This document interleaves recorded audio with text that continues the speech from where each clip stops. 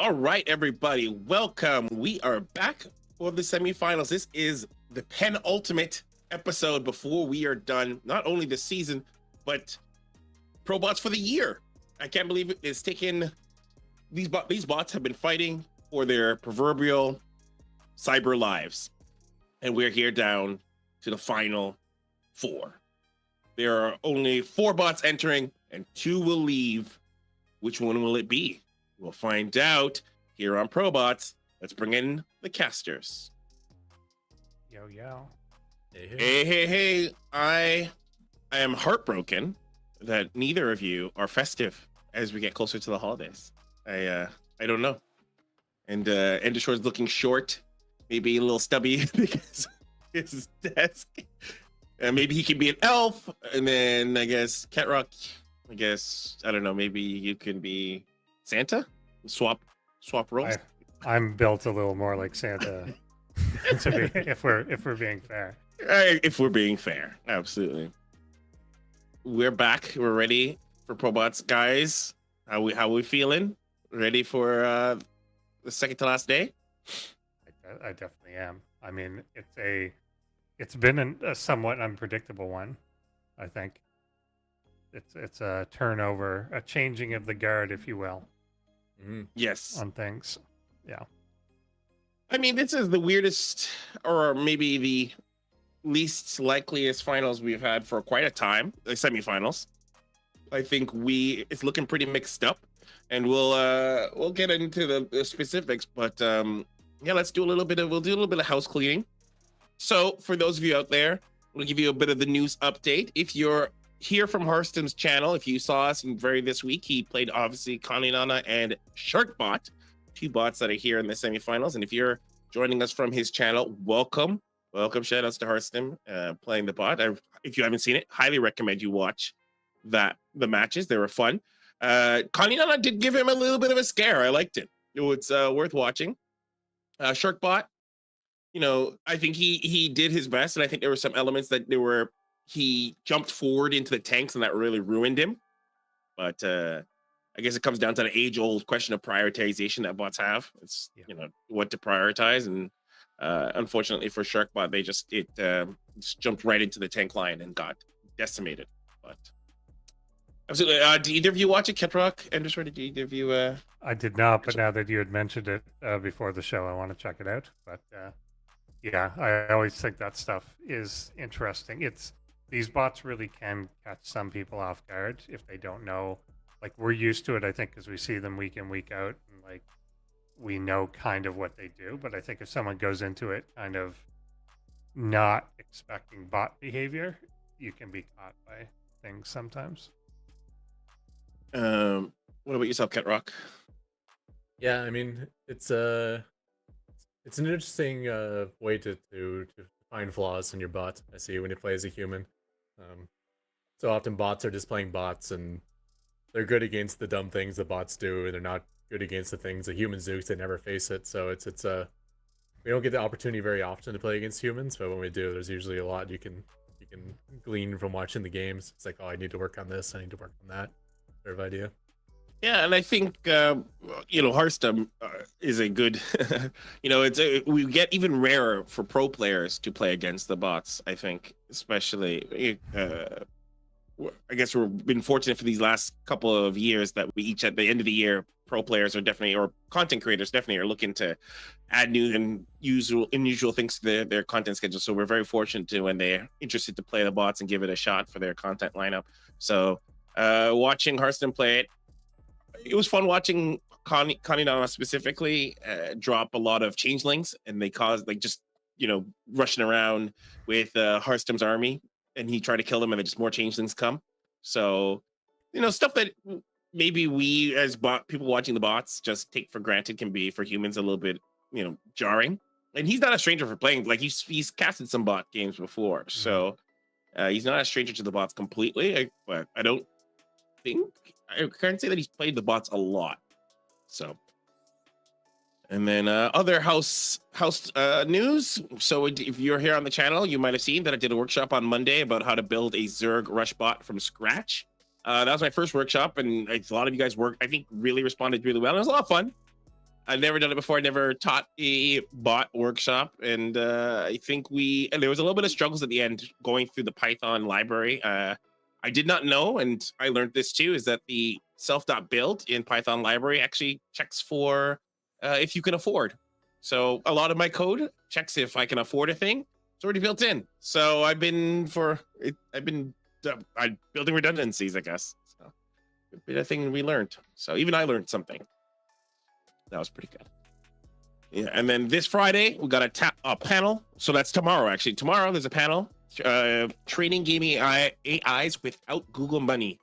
Hopefully by now you may have had that popped out, and that sounds gonna be a lot of fun. I'm gonna be joined by Timo from the DeepMind team, software engineer from DeepMind team, Peter from he made a Pokemon AI, Kaiotek from Rocket League, and then X-Pilot from Smash Bros. Melee.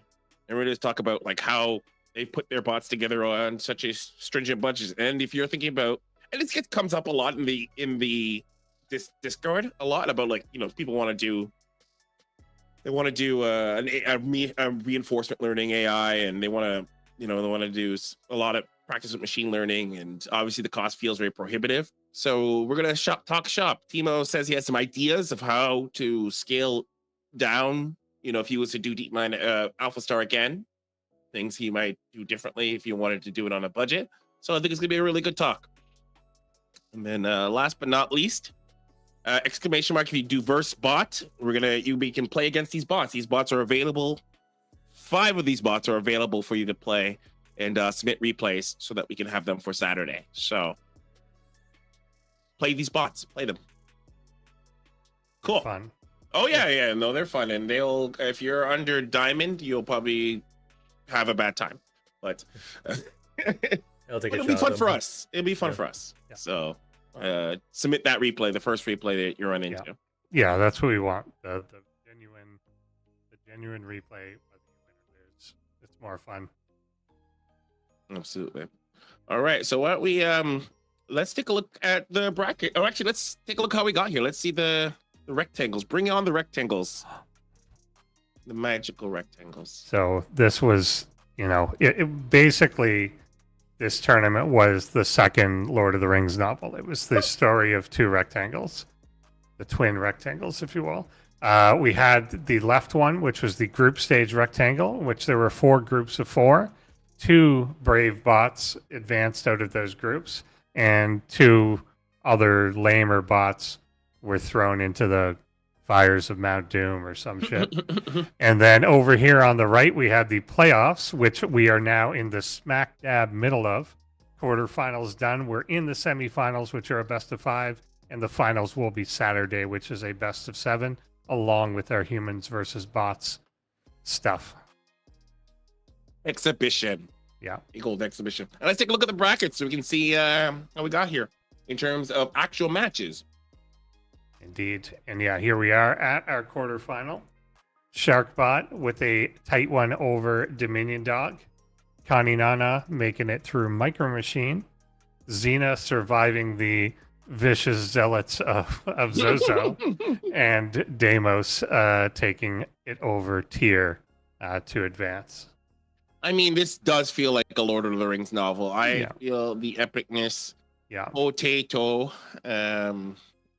And a little bit exactly. Yeah, we're getting near the penultimate battle. So at some point during the Shark and Caninana match, a ghost army may swarm one of the sides. I think that's how it works. And then just go away and don't help for the other part. And they just show up once and then at the very end. Done. Okay. Well, that makes a total sense. Yeah. What do you say in terms of predictions for the I want to hear you guys. Who do you think is going to win?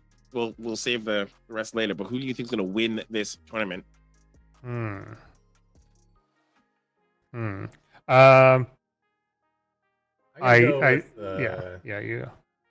Deimos, just because he's the Deimos. highest ranked. That is kind of what.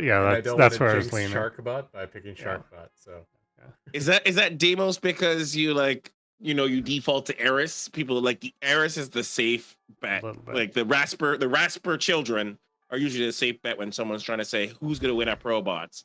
I don't know. Sharkbot's been looking pretty beefy. Yeah. Yeah. Sharkbot has been looking beefy, but I almost feel like he tinkered too much or something, Mm. and awoke the Balrog in the something we're like still, that, we're still right? going with this guy. Yeah, we All were just right. going with that. All Yeah, right, all right. he mined too deep, looking for the mithril, and now he's And now he's yeah, it's almost like he's introduced not quite bugs, but like uncharacteristically kind of not super sharp things into himself. So that's my concern there. If he can kind of get out of that, I'm hoping that some of it was like very specific for those matchups, and he'll just Yeah. default back to normal, and it'll be fine. But yeah, but a couple matches recently have like kind of worried me with it. Yeah, we did see some weird shenanigans with Sharkbot trying to snipe out oh my god, what was from the group stage? Was that nope, not T-Bone. Who was he playing against? He was trying to outrush a rush, basically. Yeah, he was trying to take out somebody, and it did not turn out as And we played it. idealistic. Yeah, that was the one that we Artie. ended up playing Artie. twice. It Yeah, was Artie. Oh Yeah. gosh, it was Sharkbot and Artie that yeah, tried to out shenanigan Artie and almost got Yeah. bopped by accident. So fortunately came out at that on the other side, came out that side pretty good, but Mhm. I don't know. We'll see. He had a chance to update since then, so And even in this, like the one right before Sharkbot versus Dominion Dog, wasn't he kind of doing like adepts, but the adepts kind of didn't work, or he kept shading them into the natural and out, but it wasn't doing anything. Like there was just some weird parts to it that I think he may have programmed in specifically for that matchup, but just didn't work properly. I think Hurstum said it best, or I'm paraphrasing what he said, is that there's a lot of flash in Sharkbot, but not a lot of like substance in some of the Yeah. attacks. So there's a lot of flash, there's a lot of Yeah. micro, but almost over micro.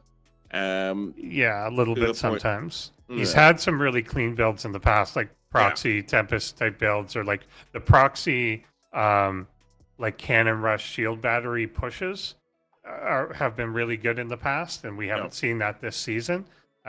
So I mean, we made today because it's Might a you see it right Zerg. now? Yeah, it's a Zerg, so that's usually where you did it against. So Yeah, maybe. I did like the proxy, cannon rush things. That's my favorite build out of him. Yeah. Next to hopefully one day a mothership rush. Who knows? But we'll see if we see that. Other than that, all right, guys. You know the drill. Like, subscribe, and all that good stuff. But I'm gonna get you guys right into the casters. Casters, you take it away. Let these lovely people know what happens next. Well, largely what happens next is the matchup we were just talking about, which is that Sharkbot will play Caninana anywhere from 3 to 5 times. Yeah, this is going to be a really tough match for Sharkbot, actually. As Yeah. much as I'm cheering for Sharkbot, I don't think he's going to match up well against Caninana. Yeah. Caninana's pretty good against, half-hearted cheese. And if you're going to play a macro game, Caninana might be one of the strongest, if not the strongest spot in the long games. Yeah, So- feels like he's getting to that late game Zerg, all units capable sort of thing. Yeah. Now, Caninana does, like many Zergs, he maxes out on the cheaper units. So Sharkbot can get together that sort of Protoss death ball. And he does do that sometimes. I could see him being super cost efficient and maybe winning the game that way. But, yeah, it'll be interesting. Yeah, definitely possible. Sharkbot looking jacked over here on the left is coded in C#. Calls it reinforcement learning. I think basically picks, what builds work, things like that, and then kind of makes decisions based on history and things like that there. But yeah, and I don't know whether he's coded specifically like this. He spends a lot of time poem writing. In a land where the sun shines bright, there lies an ocean, a wondrous sight. Waves of cheddar so golden and grand, a cheesy delight across the land. So he really leans into the cheese, I think sometimes to his own detriment. that he's trying to put on a show more than just win cleanly. And I think sometimes, as here, stinky cheese sometimes attracts bugs, when you are making new stuff all the time, then you're bound to end up with some undesirable activity, particularly if you're coding it specifically for an opponent. So you, like you've mentioned before, you can't really test it then and keep it secret. So Yeah. hard to So do. there's a payoff to keeping it secret. Yeah, definitely. And here's just more poetry, just prose on prose on prose. Yeah, basically the Shakespeare of the tournament. It did originate its life as a chatbot on Brood War, apparently. So that's a thing that exists. Started as a StarCraft Brood War chatbot on BattleNet.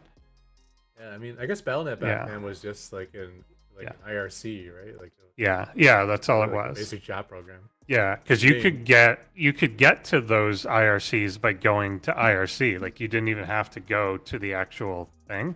Yeah, you didn't need the game at all. Yeah, to interact with those chat channels. Yeah. All the games back like Counter-Strike and everything was like that too.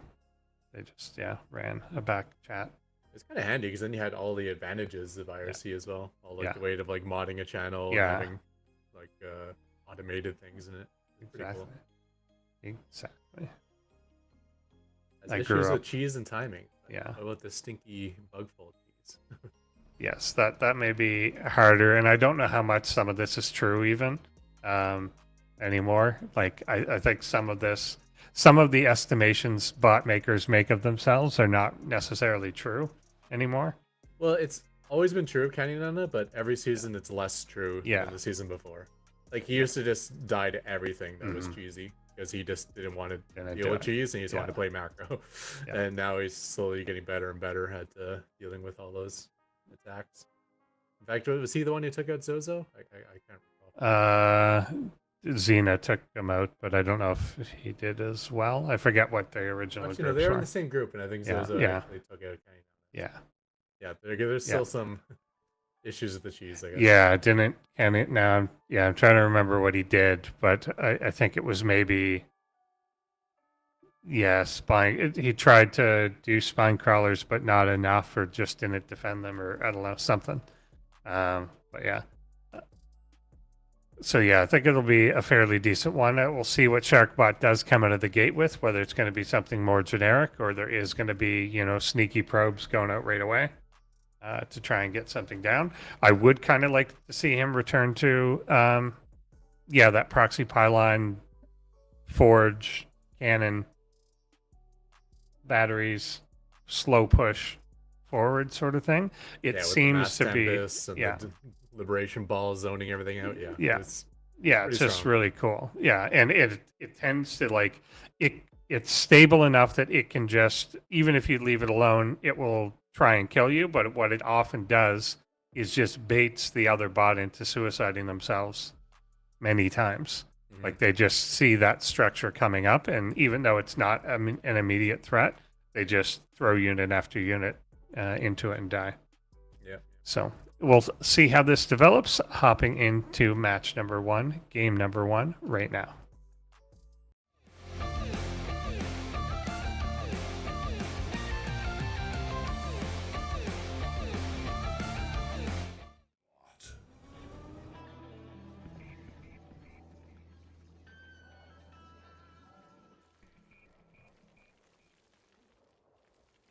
Caninana.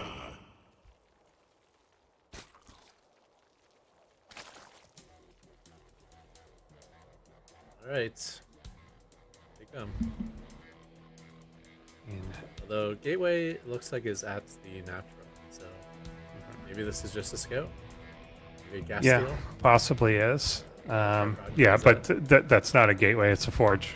So probably not. Okay. So something's coming. Although he's coming really, really forward, whereas before, like when he was doing this as a contained sort of thing, it was quite a bit back. You would think that he would put his first pylon down. So maybe it's like a forge fast expand. Yeah, that's it. Yeah, love it. To make a perfect circle, a probe has to be insane. Well, I mean, it's clicking about 20 times a second, so it's probably just more like Looks neat. 70-sided Yeah, polygon rather than a circle. true enough. True enough. Doing a good job though, man. It You is. just can't get that. It's working very well.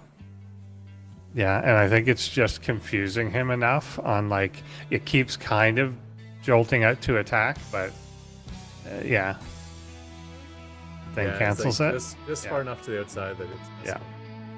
I was wondering like maybe if when it's in the corner, there's actually an opportunity to press it, but I think that Yeah. it's in tight enough that even in the corners.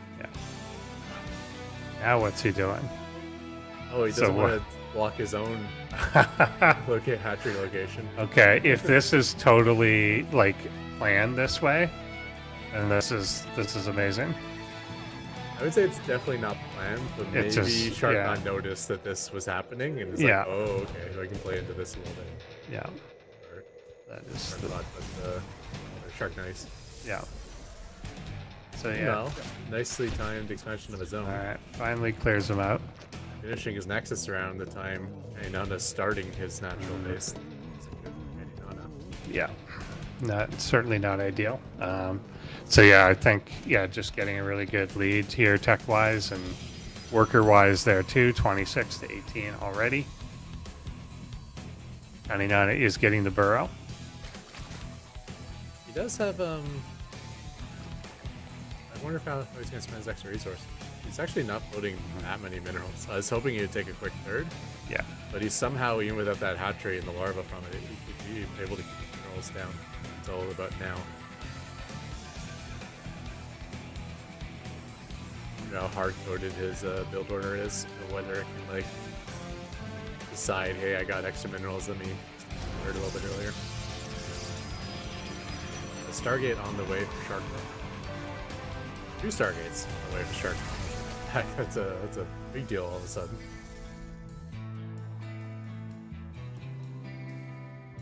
Nothing blocking off the wall, but he does have a cannon there, so your scoutlings will not be able to get in.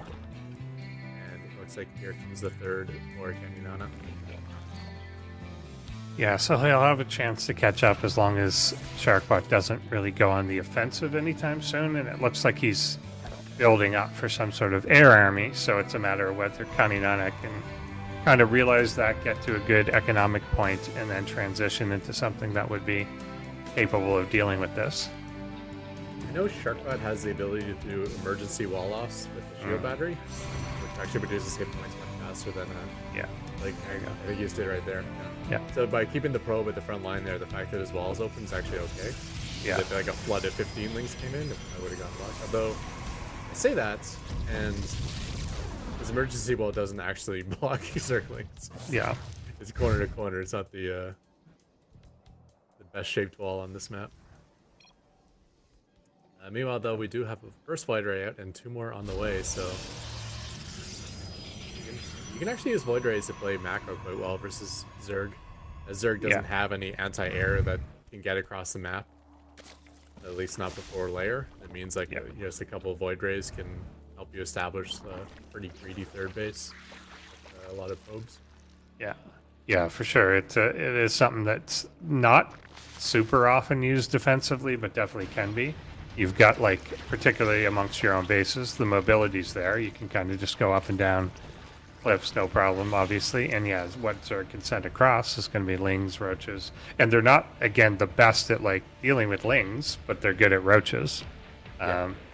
You know, but he will push across with a couple, and we're getting double Oracle coming too.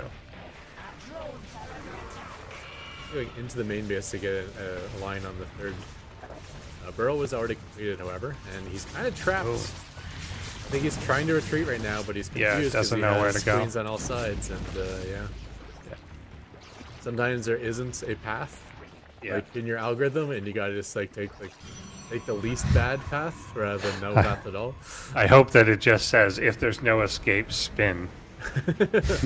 Like, because that was clearly what happened.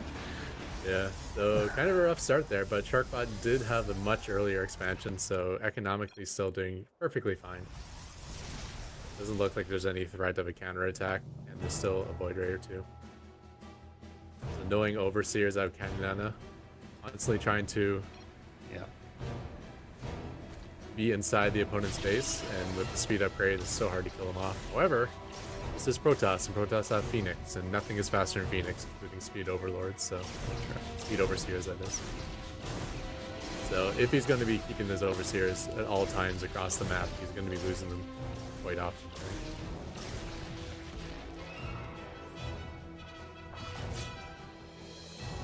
Wide Rage just kind of poking at the front line there. Many queens out on the map. Creep spread is getting going pretty well. Another Overseer looks like he's going to get face down. Oh, I'm so envious of this. Trying to do this with Vikings is just a lost cause. Yeah. You gap like a shot or two, then the Speed Overseer gets out of there. Yeah. Yeah. Recently, that Speed Overseers are actually as fast as Speed Banshees. That is pretty quick. Yeah. For sure. Because I had this theory that I could just go Mass Banshee versus Zerg, and even if they open Mutas, it's okay because No one could, hunt them down. it doesn't matter that Mutas Yeah. are faster as long as I can outrun the Overseers. And then Yeah. I realized, oh, I can't outrun the Overseers. All my Banshees are dead now. They don't look that aerodynamic. Maybe more than an Overlord, but they don't look like speed demons. But they are much faster than Overlords, then they do have a speed upgrade on top of that. So Army trying to, or at least acting like it's going to poke in here. There is some static defense down, but other than that, not a lot. The probe's kind of acting weird. I think there's only one Phoenix and it's across the map, so all these Overseers are not being punished.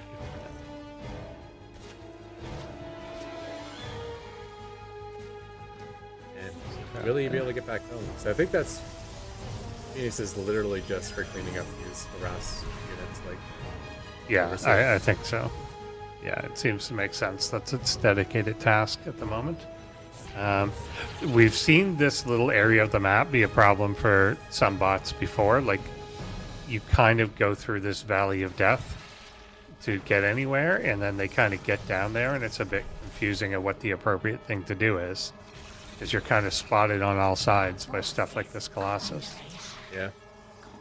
I feel like Caninana's kind of got to go. This is really Yeah. getting fortified here. We're up to 2 Colossus already. And I was about to say, like, the late game will definitely favor Sharkbot, but then I forgot the Caninana loves the late game Infestors. too. Yeah, with especially infestors and neural parasites. Yeah, he's kind of there. Okay, Hydra's coming in. There's, again, good defense here with the shield batteries and stuff. One cannon still doing all right. Yeah, did pick off a handful of probes Yeah. there, but I think that's perfectly fine at this point in the game. Yeah, he's still at 86 even after that. Yeah. And losing workers isn't really impactful once you get up to multiple nexuses in the game. Like, as long as you're killing 2 links every probe, I think it's fine, because you can build 7 probes at a time, or whatever it is at this point.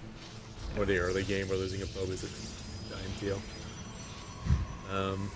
It's lost, so he has lost those 2 Void Rays at the start, but other than that, just a handful of Stalkers, and that's about it.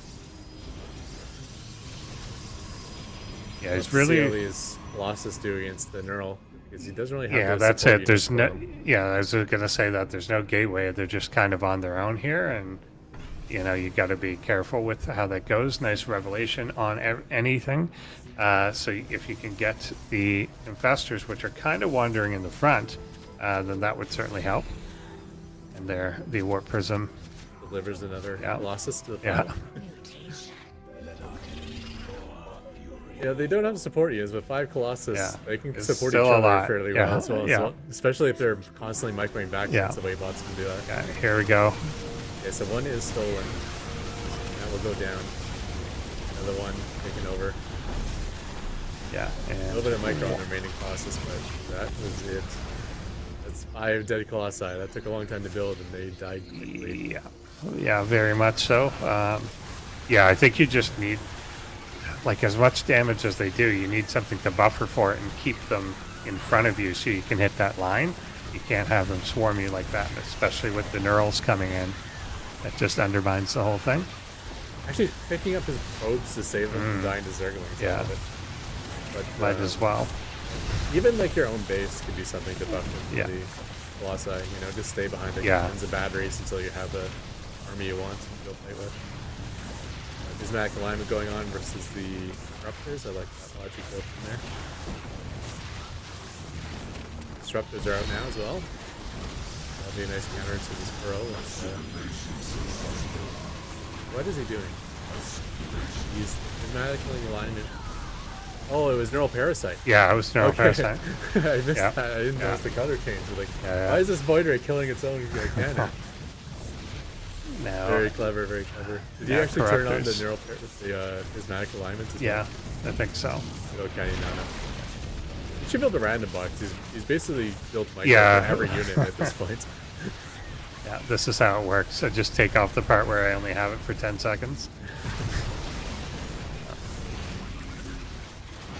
Good reactions to these disruptor balls. Disruptor balls as well, too, considering them a threat as soon as they're visible, turning away immediately. Yeah, I think that Sharkbot had like parts of everything that were good here, but never quite like get it all together. Like imagine there were 3 disruptors behind the 5 Colossus when you tried to like bum rush them. Like that sort of, there was nothing like fully coordinated together. Or even just like 15 Stalkers and 10 Zealots with the army as exactly. Well. Like, the standard, You had a lot of bases, you just didn't have a lot of army.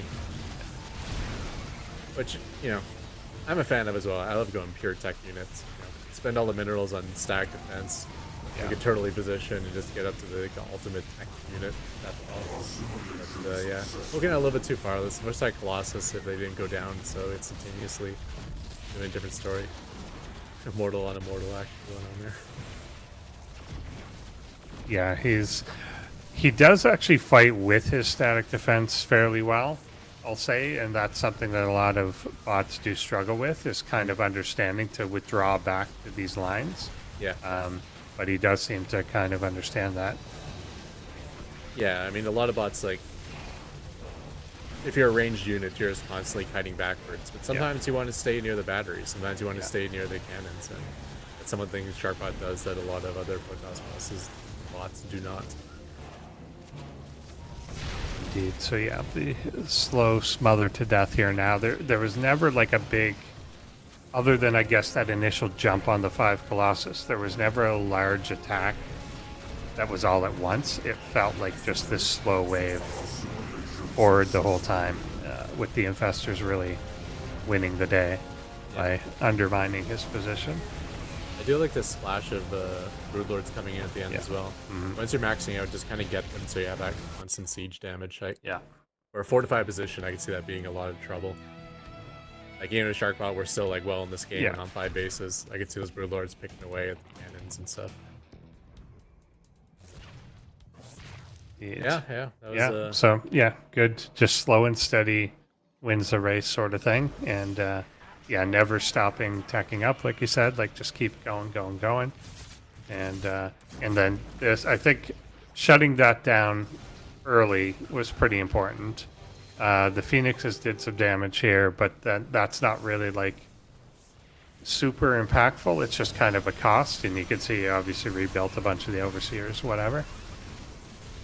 I mean, it can be impactful. I'm not sure what the final story was for that Phoenix, but if things went really well, that Phoenix might have ended up killing like 17 Overseers by the time that game ended.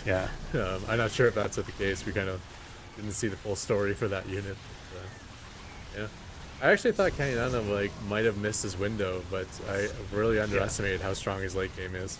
Those actually waiting for Infestors is what won him the game. Yeah, for sure. It just compromises the Colossus so much. Again, if you're taking advantage of the splash, you have to splash as much as you can, and there needs to be a speed bump there. Like, it's essentially the same as like if you're running into tanks or something, just having something stall them for even a second is the difference between them just getting on top of them. Because once you're on top of the Colossus, nothing is a line anymore. It's like trying to hit its own feet with lasers. I mean, like, Sharkbot is very good at revelation. And that was key there. The shadow of Infestors when they're moving underground. Yeah. So I feel like the only element that Sharkbot's missing is what if he had feedback? Because you can Yeah. outrange with feedback, Yeah. and feedback's instantaneous, and these are bots. So Yeah. in theory, you could completely deny the neural parasites like all game long, as long as you have Templar with your army. Yeah. Yeah, should be able to. Yeah, it's whether he can fit it in with the other stuff he's trying to do, which is all pretty gas heavy. Yeah. But I think he could. It was just kind of wave after wave of what he, of He different does love his texts. Templar too. Maybe Yeah. maybe he's a little bit later in the build that he brings them in. Indeed. Maybe we'll get to see more. I think we are ready for game number 2 and see if Sharkbot tries to do a similar thing or switches to cheese. We'll see.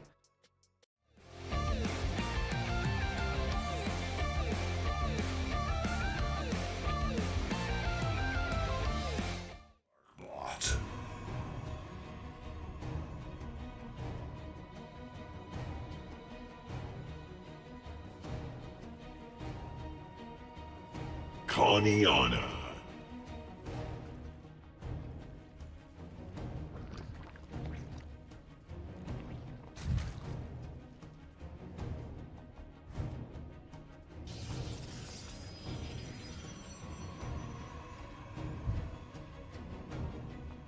All right, so it looks like a similar opener to last game. We do have the cool gas out of Caninana. Not sure if that's in response to being blocked or not, but he's getting blocked yet again. Like actually getting a lot more hits on the rope this time. So Yeah. he's not like trying to place the hatchery nonstop. This time he actually prevents the. Yeah. Yeah, I think it worked in his favor. He didn't have the minerals to do it. That's a misplaced hatchery. Yeah, However. yeah, it is. Yeah. Close enough. Caninana is built in Rust. Is that right? Caninana is Rust. Yeah. Okay, so he probably has his own algorithm for figuring out A little those rusty. locations. Yeah. I think it's nice if you're in Python. There's so many authors that someone will notice if there's an issue like that and it gets fixed. Okay, so yeah, an immediate nerf to his own economy. Somewhat, yes, but is it more of a nerf than delaying it by like a minute and a half in the first game? No. Yeah, probably not. Well, I mean, maybe long-term, maybe yes, over the but long run, short-term, yeah. no. Yeah. And like for 3 of the patches, it's the same. For one of the gas Yeah. risers, it's the same. And with speed mining, it can kind of help negate the lost mining time, especially if you have 3 workers on one patch. Indeed. So Scout we're will going to come in. survive. He's scouting a 1-base build this time. There is no natural wall. We got the 2 early gateways, which are producing adepts right away as soon as the cybercore finished. And the tech structure of choice is the robotics facility. Yes, indeed. And we got the burrow coming on the other side again, which does certainly cut into the damage that adepts can do should they get into the base. But the robo's there, so it's not like it's Yeah. going to be this like Yeah, it's not all that. invulnerable Zerg that we see sometimes when Yeah. burrow versus no detection thing happens.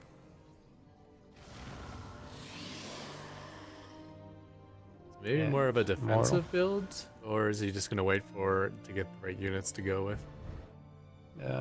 Yeah, I mean he's chronoing out this immortal, and I don't think, despite the fact that these are long distance mining now, I don't feel like they're going down there to build a nexus.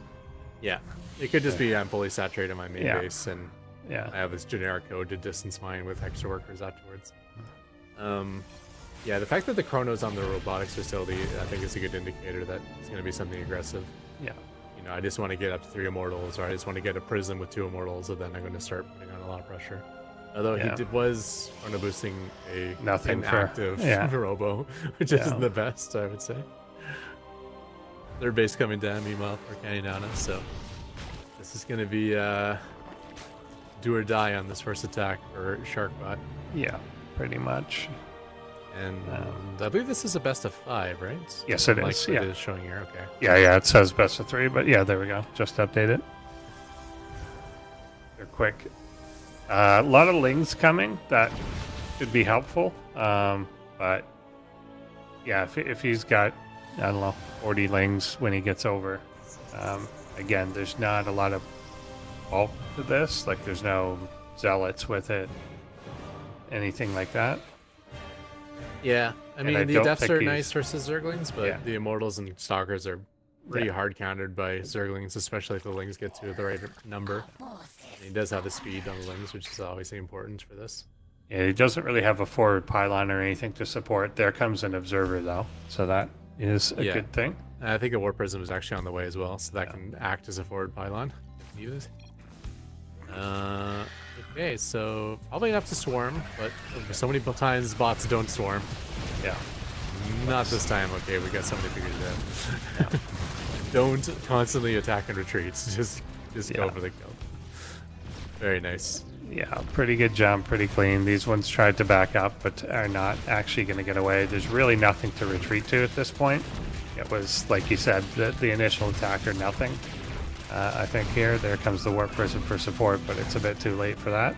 Picking them up, but they're half dead, and I don't know if we're going to have a real follow-up to this. Yeah, I mean, he's going to push with more units, and now he has the Warp Prism to assist. But yeah, having lost the bulk of his army in that first attack, I think he'll be lucky to even be even on this pressure. Yeah, now Warp it's Prism keeps 65. going back as well, and Yeah. leaving these units out to perish. Does have the Immortal Shield, but yeah, that doesn't go for long. It's just a nice Stalker micro. I think we've seen him do this before too, where like the Warp Prism doesn't work if you drop them back in the middle of the lane. Yeah, don't drop them into the middle of the links. Yeah. Drop them inside the range. I guess you'd say like versus ranged units. Like Yeah. you can drop them on Marauders as long as you drop them and pick them up Yeah. quick enough. Yeah, then that's to use fine. projectile attacks. I love the killer instinct of Caninana here. Yeah. Making enough Yeah, to just defend and going. realizing, you know, I can just go win with this as well. And do some work here. Yeah, definitely a good call. Just goes for the jugular, and this one is going to be 2-0 for Caninana. But obviously Sharkbot completely changed the build for this one, so he may do that yet again. I've never seen a bot really take advantage of like glaive adepts or something, which I know is not really a meta build for humans, but so many times like when Zergs are getting overrun in the bot meta, they're just like, oh, let me just make a ton of Zerglings because they always face Stalkers and Immortals. Yeah. So if you had a bunch of glaive adepts, you'd, Yeah. oh my gosh, you'd shred these Zerglings so quickly. Yeah. And then you can even use their micro as well with the shades and stuff. Yeah, for sure. Definitely an option. I think adepts in general, like, we often see something come in and kind of dominate and then fade away despite people not actually having solved it. And I think like -0 in his adept play, I think was in that ballpark of making a lot of adepts and just shading well and bouncing between bases is really good. Oh yeah. And yet we haven't really seen other people try and pursue that too much. Yeah. He was a nightmare to deal with. I think I had like really good defense versus adepts, and I would still fall so far behind -0 because you just have this constant pressure of the adepts always shading around. Yeah. Meanwhile, his army would be out front, just constantly poking away when it could. Very powerful bot. Very much so. All right, so I think basically Sharkbot has to turn it around, hope for the reverse sweep or something here. I'm sure he's got, I expect a different build, that he's going to go to something else. I still want to see like that contain or something, which I thought we were maybe getting first game, but it wasn't that.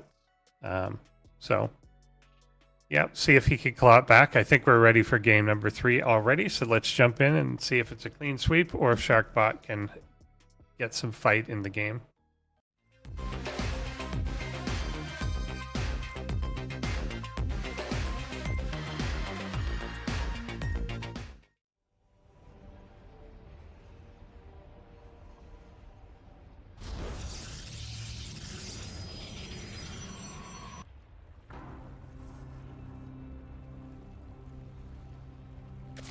Caninana.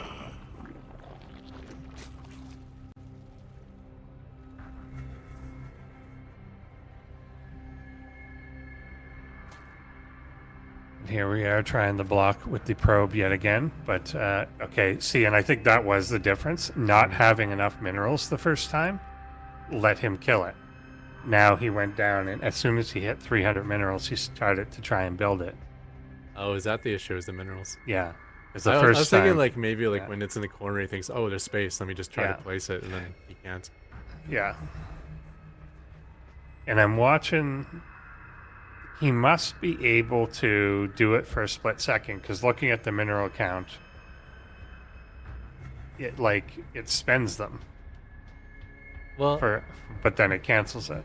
bots can actually place structures anywhere they want.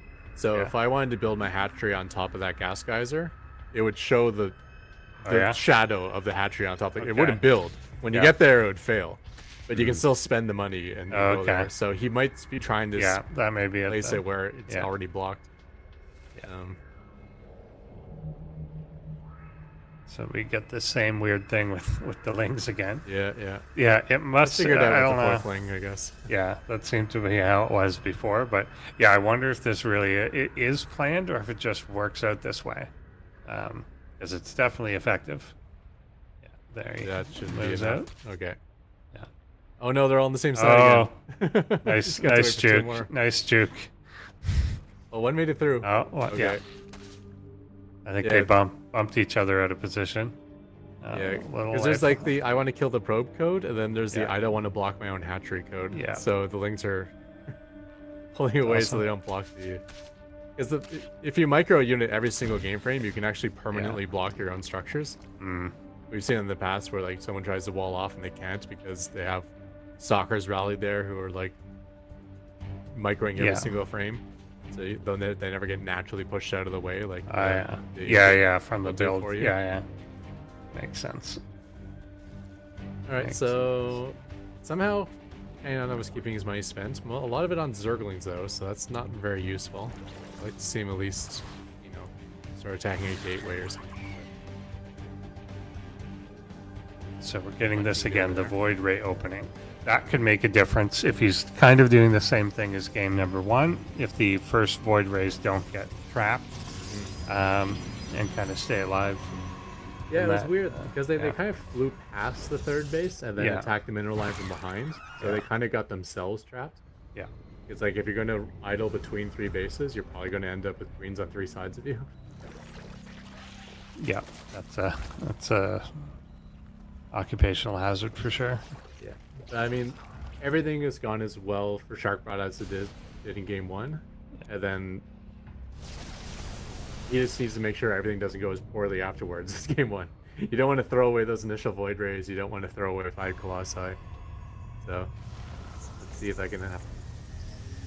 And even if these void rays get back home, void rays are something that can help keep them alive. Yeah, for sure. I need a creep tumor. You get another one? Yeah, there's another one. And losing the shields, he'll head back home. I like it, because that means it's not dead. We have a game. True. Third base going down on the Or bottom of both the map, base. so yeah. So won't create kind of that triangle trap Yeah. scenario. And also, speaking of glaives, these are glaive adepts. Yeah. Away. Glaive is about 2/3 of the way done, so I think they can two-shot Zerglings once they have this upgrade. Yeah, so despite this kind of looking similar, yeah, it's not quite. He may be planning some other type of attack here.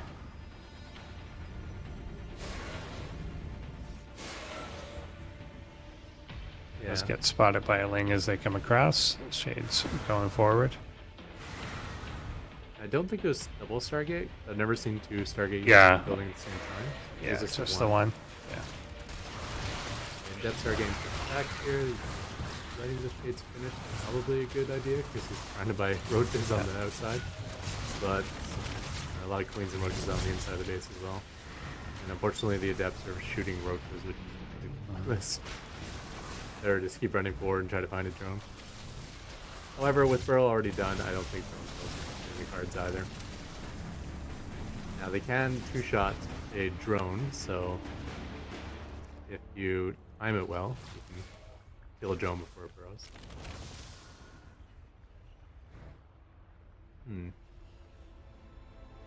couple oracles keeping eyes on things like that.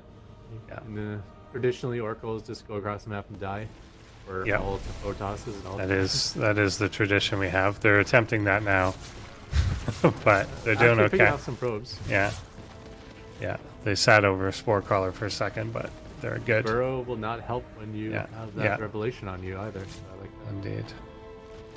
Oracles are a unit that are extremely powerful in the Yeah. metagame in human meta now, because there's this thing called energy overcharge, which basically makes oracles have infinite energy. And oracles are actually a really good unit when you don't have to have energy concerns. Yeah, and they got a number of kills. It's kind of feels there's been a mix of things. There's been some drones dead, the oracle's killing drones, but a lot of it's been that larva just went to army. So like we're sitting at 70 workers to 30, but there certainly haven't been like 40 killed or anything. It's just that's where the resources got. Yeah, literally only 5 killed, and we're, there's a disparity of 41 workers at the moment. I didn't even realize he was at 30 workers. Yeah. But I think he right out of the gate, so delayed hatchery, right out of the gate made like 24 lings, Yeah. and then went straight into a lot of roaches, and the economy never really built. Now, a lot of roaches will do well here. There's only Yeah. the single void ray. That's not going to do much. Most stalkers is useful, I guess. But, yeah, if he's going to kind of play passive and wait for investors again, I think that would be very good for Sharkbot. But if he's going to actually push with this low drone counts, high roach count, I think it can work here. I do like that cannon placement is actually protected by gateways. That's something we don't Yeah. see much anymore. That used to be an old Wings of Liberty thing. Yeah, You'd always like make it impossible for Zerglings to touch yeah. a cannon. That Oracle's still not going home. It's like on Yeah, like 2 it's- health. I think early Protoss was so heavily about the Sim City, like the exact placement and structure of your buildings, and then that became less the case, and that was not done as much. Yeah, the old Forge Fast Expand days. Yeah, exactly. Yeah, had to be very precise. You had to not only plan to where to build your buildings, but where to build the backup for that building when that building died. Roaches are getting at that inner cannon, cleaning it up, but the Colossus and Stalkers do arrive. This is an army I Yeah. wanted to see in game 1.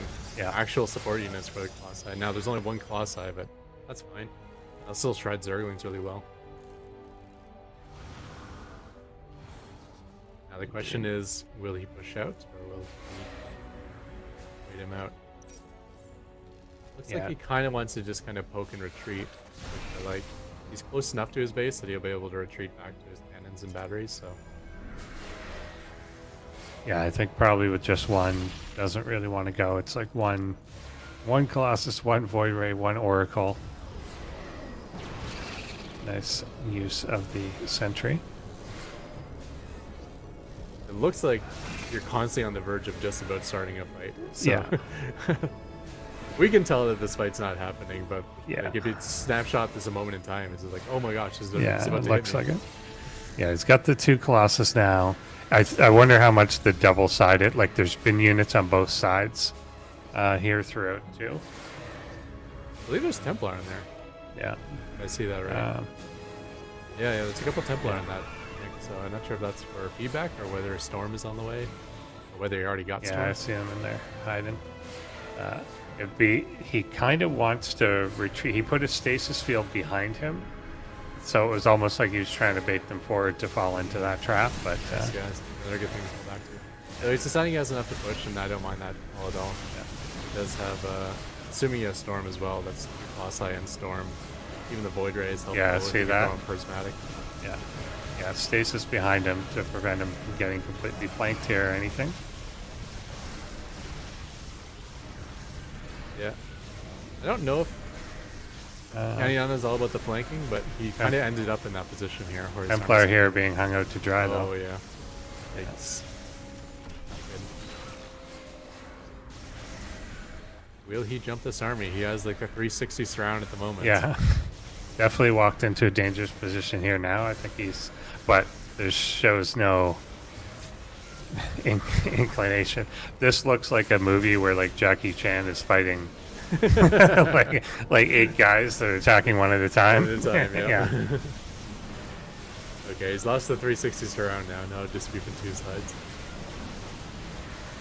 He's Gotta got to pick have off the enough to natural. take it to win that fight at this point.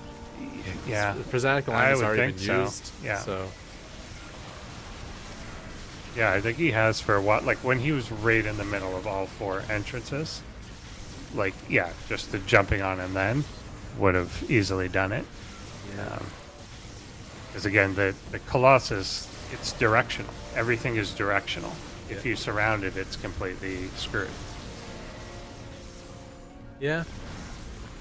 But And if nothing else, that was the time to take the fight. Even Yeah. if he didn't have enough to win, you still got to take the fight when you got this round like that. yeah, It's tough to say actually, because with the oracles, like 2 oracles there putting on their ability, prismatic alignment only targeting armored units. The army can actually be a lot tougher than it looks like. In fact, we did see the jump here finally, and bit of burrow micro, although he's mostly revelated. I think one Colossus actually just dipped the heck out of that. yeah, it just left. I think it's Like, still. see you guys got this. It's still in the north here somewhere. Burrowing maybe a little too tentatively. Like I think he could have jumped on this and just ended it. Yeah. Because the one Colossus is really the only thing firing, and he could just get on top of that. I think the second one did die to like the northern part of the army here, kind of off screen. But yeah, it's a matter now of did he do enough damage? There's only 2 bases left. There's 30 workers left. Okay, only one Colossus died, so the other one is still out there somewhere. Yeah, and there's a full backup army Yeah, for there we go. Sharkbot on the other side. of the map Okay, as well. almost dead, almost dead. 56 kills on that one. Yeah. Yeah, this is looking fantastic for Sharkbot. He's got like every upgrade in the world. He's completed his entire tech tree. He's even poking away with Tempest and stuff at this point. And Caninana's, he's got his 30 work for 2 base, which is Just not where throwing Zerg on, wants to be. throwing on the mothership as well now. I feel like there's some sort of decision error or a bug in Caninana though, for it to be at 30 workers that late in the game. Yeah, it is strange. Because again, nothing forced this. It just did. Probably maybe just the fact that you couldn't expand, and you might just defaulted to like a defensive, Yeah. build a bunch of units. Good idea. Yeah, here again, the army pushing out here, it doesn't look that big. It's pretty potent with the Archons there in particular now. But it doesn't have a footprint that's that big, but it is hard to move into. Nice storm there in the middle of the mineral line. And a lot of the army that is there is hiding inside of Yeah. Yeah, war prisons at the moment, so Yeah, there's yeah. actually more to look. and now it's hiding in a cloak field. Yeah. That's one thing I kind of look forward to in the next patch. Is the new mothership is much more powerful. So, so what our bot makers will do with that. Yeah, should be cool. Mothership's been very maligned. I still kind of miss the mothership core. Even though I thought it was a bad design, I still liked it somehow. Yeah, and mostly complaints about the mothership core was its offensive ability. Yeah, exactly. Defensively, it Yeah. wasn't the worst thing. in the Yeah, world. I mean, when you can overcharge, when you get hit in 3 bases and you can overcharge all 3 nexuses, that was kind of dumb. yeah, But it's definitely has more thought to it defensively than say like a shield battery or a. yeah, exactly. Because it was a decision of like, yeah, do you move out with it? Do you keep it at home for safety? I think the big thing that was the complaint, I think, offensively was that it's a high ground spotter. Yeah, that's for 100 vision. anything. It was high ground spot. Yeah. And there's like this arrow where blink all in was basically impossible to hold. Exactly. Yeah, And then you add to that this unit that that just you gives you know the exactly free- where yeah. you should be blinking. And, Yeah. and Yeah. 'cause sometimes like if you blink up to the high ground, you just might get caught by a bunch of stim bio and lose everything. Yeah. And Mothership Core prevented that. You didn't need an observer. Yeah. But yeah, I think speeding it up was the right call. We are down to no creep tumors at this point. Yeah. And all one clean up. base.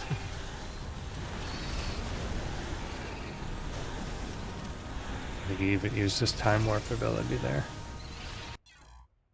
And there we go. So we're not going to get a clean sweep. It is going to go to 2-1. I think this again worked well, and it worked longer than it did in the first game because that second group of Lings didn't even clear them out. It took the third group to come and deal with them. So delayed things there. And then, yeah, I think somehow a result of that, like you were saying, maybe then screwed up the worker build order or something. Yeah, just put him into full army mode, and then he never really droned up enough. It's interesting there. I just had an idea. Again, I was watching him like this final army of Sharkbot, and he had like 5 warp prisms with his army. And I'm like, well, that's pretty cool because a bot can, he can make use of 5 warp prisms with the micro. It can do. But the problem with that is you got to pay for the supply of that. Yeah. So I was thinking, what if Zerg did like warp prism micro?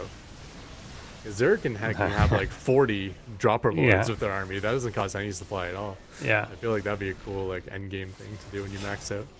What's the range like? I know one thing that made the Warp Prism one really good is that they extended the range that you can pick up on. Yeah. I don't know what it's like for Overlords. I never played too much. No, they don't have any bonus for that. It's the same as a medevac, so you gotta be over top of it. Yeah. But with Overlord speed and with bot micro, I think you can still do something. I'm not sure what units would be good to micro, but just the zero supply thing is just like, oh yeah, maybe. There's queens everywhere. Yeah, you can bounce Hydras around, I guess. Yeah. You can do like Hydras and Stalkers are more or less the same unit, right? Infestor drops. Infestor neural drops. Yeah. Something like that. You could drop them. I don't know if you can micro them though. Probably not. I'm thinking like what units can you like pop in and out? Yeah. Yeah, I don't know. Not many. Yeah, probably is just the Hydras. Drop a bunch of lurkers behind them. Burrow instantly. I don't know. It's all bad. Yeah, so Sharkbot seemed to have found a winning formula there. Can he repeat it? I think some of it is how much of that is predicated on that hatchery block early, letting you get the lead, and how much of that was maybe a self-harm by Caninana with the worker thing that, did something just go wrong there that may not repeat. Yeah, it was great to see Sharkbot win, but like said, like almost everything went right for Sharkbot that game. Yeah. He didn't lose the Void Rays. He didn't have Colossus out on their own to die. The Adepts got a lot of value. Caninana just stopped making workers for whatever reason. It was a lot going Sharkbot's way, so that was probably best case scenario. Yeah, for sure. So let's hop into game number 4, see if Caninana closes it out or Sharkbot evens it up.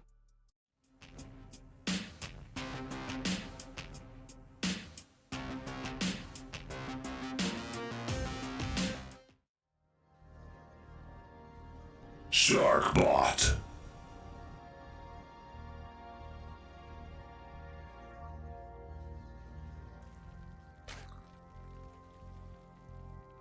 Caninana.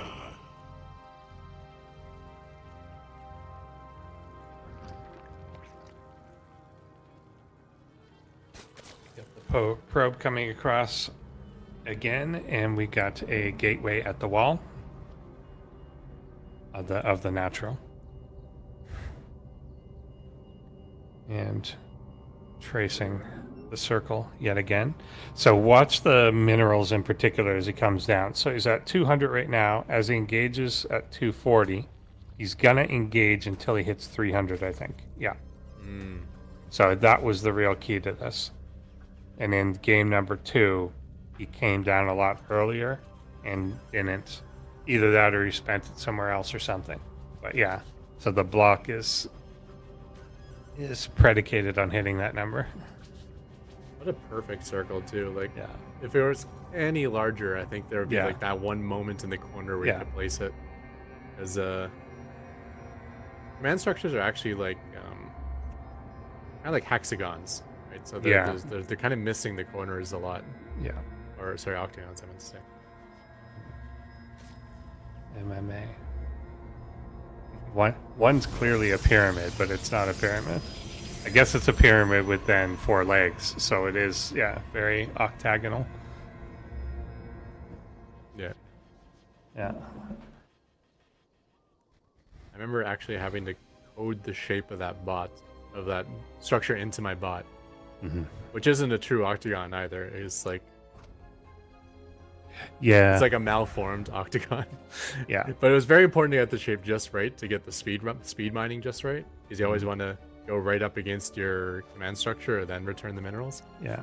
So Yeah, I always figured there's graphical, I don't know if it's cheats or whatever, but like the isometric view that we have must influence like how it really is shaped. yeah. I mean, most things are squares and rectangles in this game, but this is the odd one. All right. I'm off. All right. And Okay, I guess gets the it other down. thing is it's not a misplaced. Trade. True. Yeah. Is that game that's a 2 good or game point. 3? I can't I remember. think that was game 2 because it was Okay. on the north So side of the map. game Yeah. game. Yeah. I do see drones being built, so that's good. Yeah. But the drone count was very low to begin with. The Sharkbot is already 12 workers up, which almost feels like GG in the hands of like 2 equally strength humans. Yeah. Be that far down this early. Yeah. It's mostly about does he switch back to it. Basically, does he get above 30 quickly, or do we see a lot of? I think it was a lot of roaches got made right after. Yeah. And maybe this is the time you want to make roaches, but Yeah. it only makes sense if you weren't blocked at the start of the game. Yeah. Yeah, that's definitely possible. Like that you expected that these larvae over here are already out and working. And so you've got more than you think you do. And finding an overseer as well. It's very nice for this void ray. Start here for Sharkbot.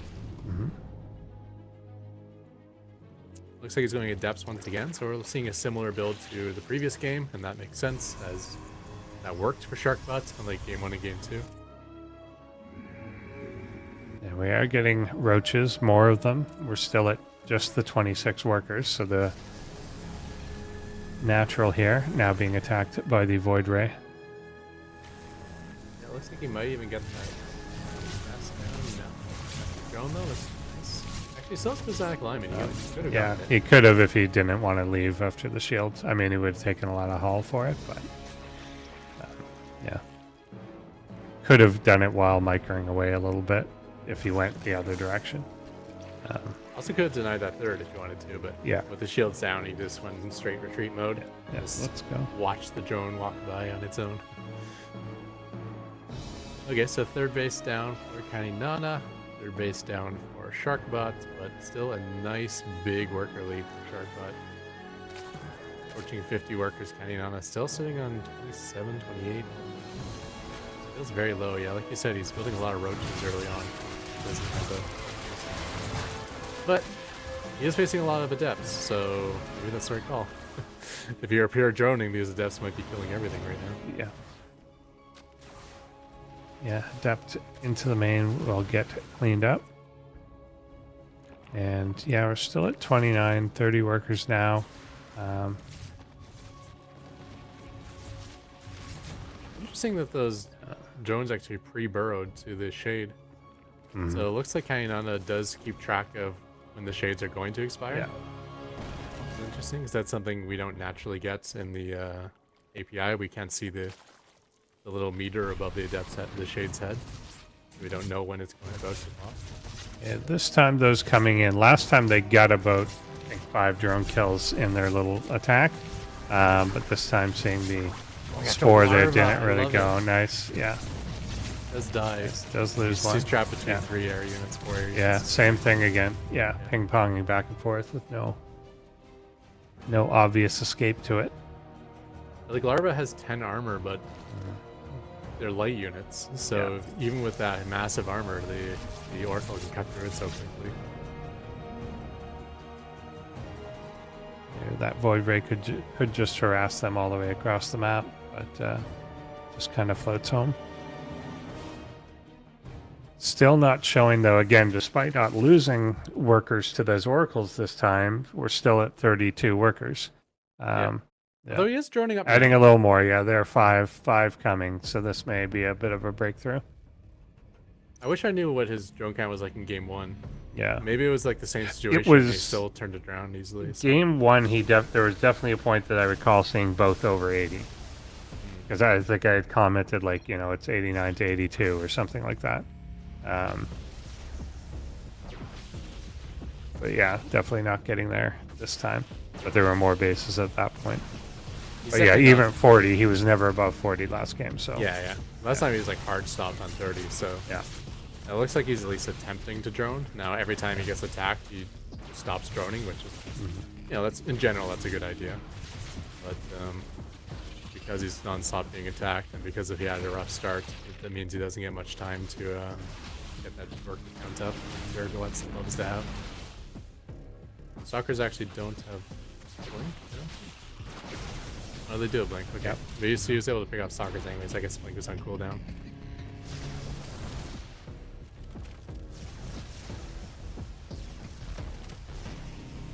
Little overreaction to this though. He's just holding Yeah. down the Zergling key. So yeah, like you said, hanging on 45 workers. 45 is not the worst in the world. That means you do have more or less 3 saturated mineral lines.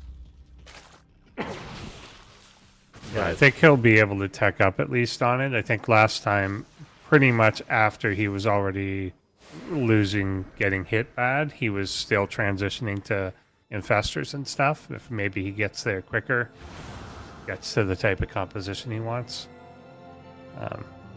Yeah, and he's still, like, they're trickling in. There's 2 more drones. He's at 47. So it's going to get there.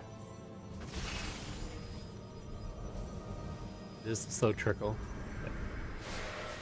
A lot of Zerglings worries me though, because this is not an Yeah. army that's Zergling vulnerable friendly. to Zerglings. Yeah. Once a second Colossi gets out, and with that many Adepts and the Oracles that can turn on, Yeah. that's going to be a lot of things that can shred Zerglings. Yeah, definitely. Did he get the glaives this time too? I wasn't checking. I know last Is there a game, but I glaive know he's key? does have it. Some? Yeah. Yeah. So yeah, he got that and blink. Thermal lance. It's going to have a multi-prong attack here, but also a multi-prong defense. So splitting up the Protoss army to kind of deal with the roaches and the Zerglings. I kind of love like the range that Sharkbot's army has. It's like they poke out just far enough where they can always retreat back to a Nexus, and they even have a stasis trap they can retreat back to. Yeah, I really love the stasis traps idea. Again, it shows awareness of that sort of thing, like awareness of your own static defense, awareness of your own like stasis. There's another one. It's just a bigger awareness of where you are in relation to things. So defending with the second Colossus at home, this one's coming out here. So many Zerglings. I think that's enough to wipe the Protoss, even though that's not the army you want. Yeah, it's so many still Zerglings, just the it one. would still work. Yeah, it's still just the one Colossus in there too. He's adding a Dark Shrine on this time, also a Fleet Beacon. Thermal Lance almost done. Well, help with the poking. Nice, caught a bunch in the trap there in a way that's kind of getting in the way of their movement. Yeah. Nice splitting of the army too by Sharkbot. Yeah. He always seems to have like just what he needs to deal with the secondary army of Caninana. He had a handful of stalkers and a cannon to deal with the roaches, and then he just kind of put the void raids over there. However, as I say that, I jinxed him, and Just one he's guess, losing some stuff. Yeah, picking off the fringes there. And there is a second Colossus out now, whether it's going to join up with his bro. Yeah. Caninana's still not getting close to the drone key though. He's Okay, here he's coming in now, but he retreated. I think that was a bad engagement there. Lost some links. The Adepts being behind the Stalkers too. I'm not sure if that's intentional, but that's really good against fast Zergling. The Stalkers can't do much else besides tank damage. That's the Union one. Okay, yeah, another bad little engagement there. Yeah, he's losing the Ling cover is kind of gone, and now all the damage directly to the Hydras, which is much more expensive. Hydras are the units you want here. They kind of do well versus everything, but you don't want to be like taking pot shots from Colossi. You want to stay way out of range, or you want to jump. You don't want to be in the middle.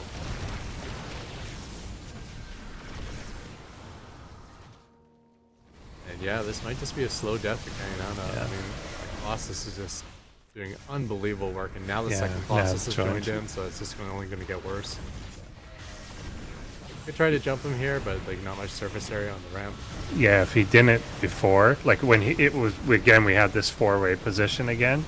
He's in the low ground between 3 ramps and an army behind him. If you're gonna go, it has to be right then. And yeah, he's just never gonna turn off the retreat at this point. Yeah, those Hydras just getting wrecked by the Colossi. Alright, Queens decide to jump in, maybe some sort of...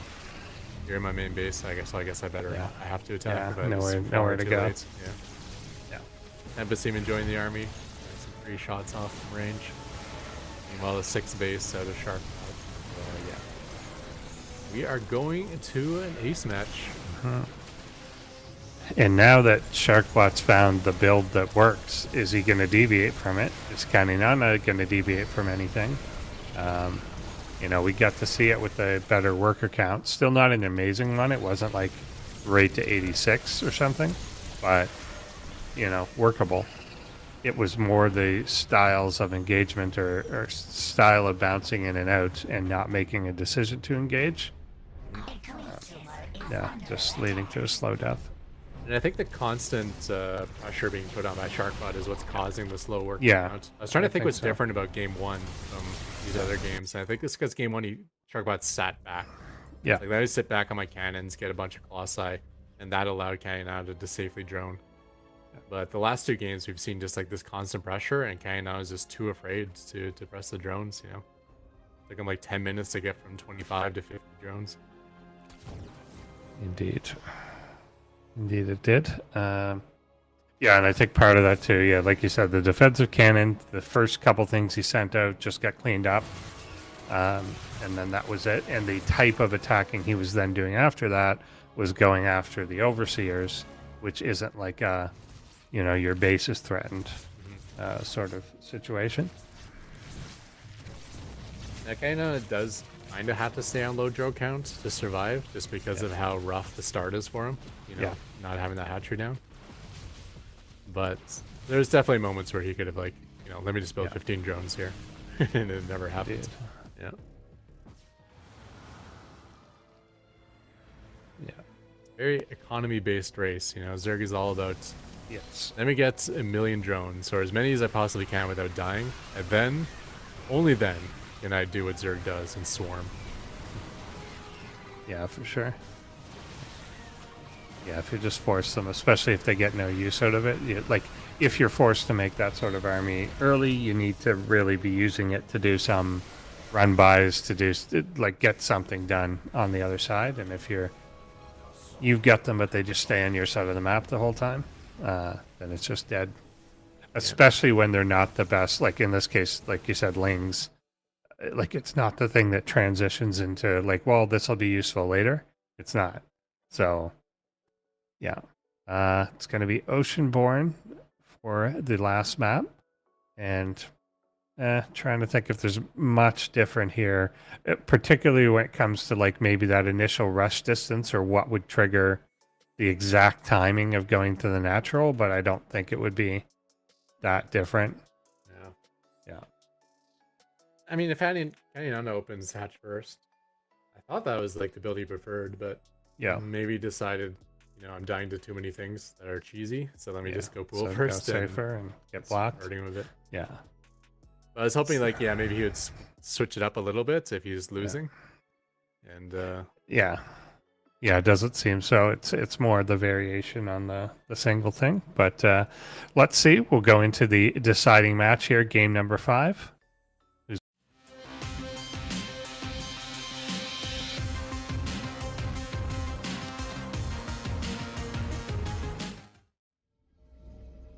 Sharkbot.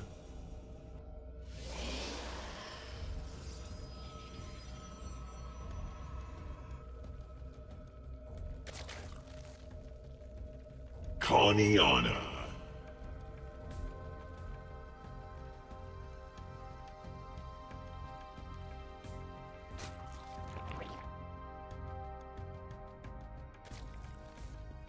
Okay. Actually, maybe that probe is there in time for a hatch burst Yeah. anyways. I It's there think, pretty I quick. think it might be. Yeah. So here though, there's less minerals initially. Yeah. No. So that's why he got a couple pokes off on him. But now we're into it. I think it needs to be quite a bit earlier because like the one where he killed him, I think he was down there with like 140 minerals, which I don't know what caused that to be the case. This is unfortunate for Caninana. It's almost like an exploit against him. Yeah. I bet if that probe was It like is, blocking the yeah. center of the position, Exactly. then it probably Then would he'd get attack killed. him. Yeah. Yeah, because you see, yeah, like he keeps moving out to do something, and there was like a couple times where he did come out and like really poke. But yeah, and this is weird geography. Okay, this time he didn't juke him out completely. You can get him before you. Yeah, can, yeah, That's okay. not too bad. That's a lot cleaner. It's not. Yeah, Usually So- it's like about the sixth link that would yeah, solidify it. So he gets that down to maybe 10-15 seconds quicker than the Yeah. previous games.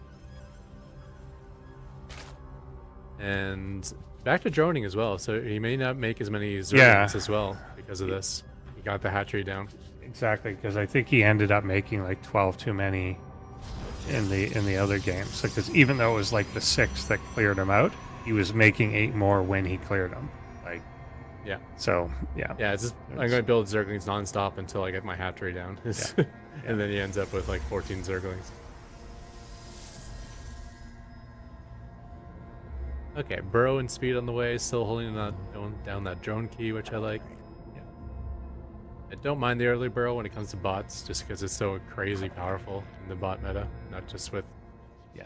invulnerable roaches, but also keeping workers alive and things like that. yeah. Especially when we know it's potentially adepts, then into oracles, void rays, all things that would threaten their squishy lives. Running out of void ray. Zergling getting full vision on what's going on the other side. Yeah. Yeah, that's important too, that he's actually in. The adept is posted up to stop a new one from getting in, but unfortunately that guy living his best life. Maybe the earliest third base you've seen out of Caninana, so actually taking it before Sharkbot, I think that's the first time we've seen this. Even in his victories that didn't happen, except for the one cheesy game out of Sharkbot. Yeah. So yeah, this is gonna be quite a game 5. I mean, we've seen Sharkbot win the last 2 games, but we're seeing a much better start out of Caninana compared to the last 2 games, so we have Sharkbot's strategy that's never lost, and we got Caninana in a better spot than he's ever been against the Yeah. strategy. Does get supply block there. Yeah, that's a big only deal. only for a little bit, but yeah, it's not what he wants to do at the moment. Waves on the way once again. Once again, going behind the third base. Now, there isn't actually a third base complete yet, so you're not going to get sandwiched like before, but I don't think this void ray will get a lot of work done. Taking off the creep tumor is decent, though. Yeah. Even if it just stays alive, then that's a decent one. Like the last one did stay alive, but its hull was really down by the time you get out. This one will do not too bad. I've actually discovered watching fights with my bot that the most important Zerg target to attack is actually the creep tumor. So even when I'm in the middle of a battle, like his army fighting my army, I'll still kill creep tumor, prioritize creep tumors over anything else in that fight. Yeah, it makes some sense. I mean, it directly forces the queens to spend a new resource, delays the creep from coming across. It's something that people, on the flip side, when it's time to clear it, will risk armies, use scans, use a bunch of resources to try and clear out. Yeah. So, yeah, if you can get it right at the beginning.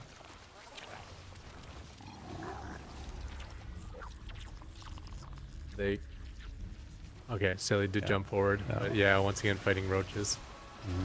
I would love them Yeah, all to the not do drones. that. Yeah.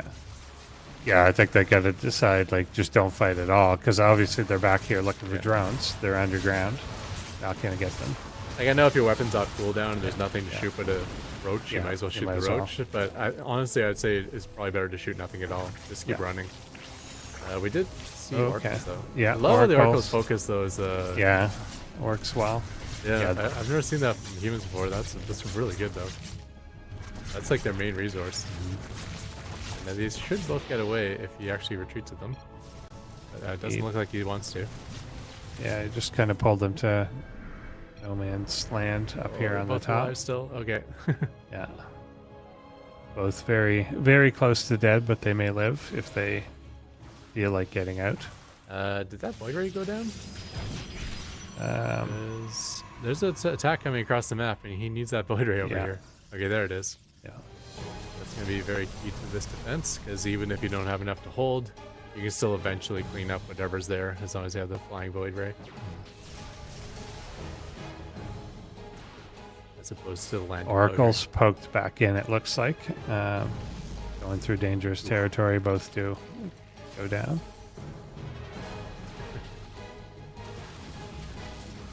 That's a little too bad, because we do see a Yeah. lot of use of those void rays by Sharkbot in the later game. He's actually rebuilding new void rays to replace, or new oracles to replace them. Yeah, we've got a Colossus coming out here as well.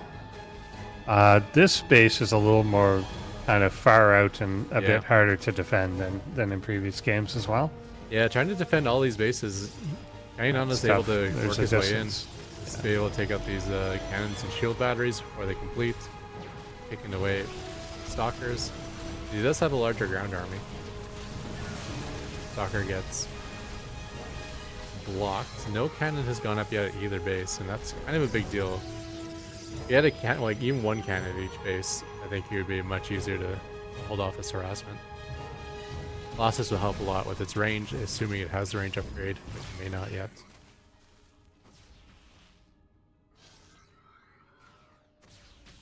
Okay, it looks like the third is well established. The fourth is still under threat, however.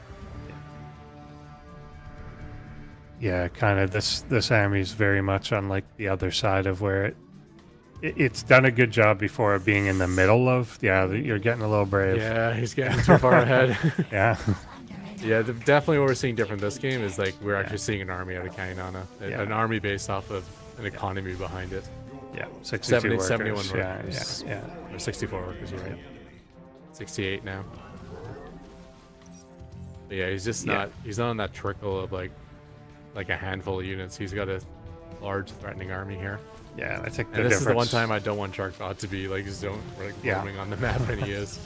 I think he got pushed out, like, he kind of got, yeah, it went too far, and now this army is behind him. There is no retreat at this point. And then these trickle through, which before this little Colossus army was positioned so well to defend between all these bases, this time it got pushed to the outside, could never get back to this fourth, and now it can't defend its own third, and it's surrounded on the wrong side of the map. Like, I think a cannon got up at the fourth base of Sharkbot though, and that will actually be a big deal to trying to stabilize. He was immediately able to use the shield battery on it. Okay, so now he's got a cannon at each base, and yeah, he may I get a love path. this army to wander back home and try Yeah, to solidify a bit. It's almost got a path back home if it can get there. Yeah, Yeah, I mean he always has a path because Caninana just doesn't engage. yeah. If you walk backwards, Caninana will They'll just just make leave. space for you. Yeah. Yeah. But at some point, Caninana's going to say, hey, I can actually jump this, and that's when you don't want to be across the map when that decision is made. And this is much better. Now if Caninana decides to jump it, he can easily pull back Yeah. the base he already has. Yeah, it's now working on the range. The neural parasite's going to be a decider here. Is there a way to deal with that? Okay. But still, I mean, Neo base went down for Sharkbot, but I'm sure you must have taken damage during those hits. Like, there must have been probes being killed at both bases, I would think. So I think there's a reason Sharkbot's army looks so small at this moment in time. Yeah. I think he took some economic damage. And Caninana is having, his best economic game since game one. Yeah. So, Yeah, I think definitely Sharkbot having some mineral issues. Yeah, 51 probes dead. 51, oh my goodness. It was just as Lord, I slow thought. throughout, yeah. Like, I was thinking maybe like 15, 20. And maybe I was even wrong about that, but I was wrong in the other direction. 51 more down, yeah. Okay, well, you know, you do have batteries and battery overcharge. Fungal This was here. a little patch, so. Fungal here in front, but not a neural. There's a neural. And I think it may fall apart now. Yeah, and I did notice that Sharkbot is willing to shoot his own units. Yeah. Herald, so. Which I guess rarely can be the right choice, but Yeah. typically you don't want to do that.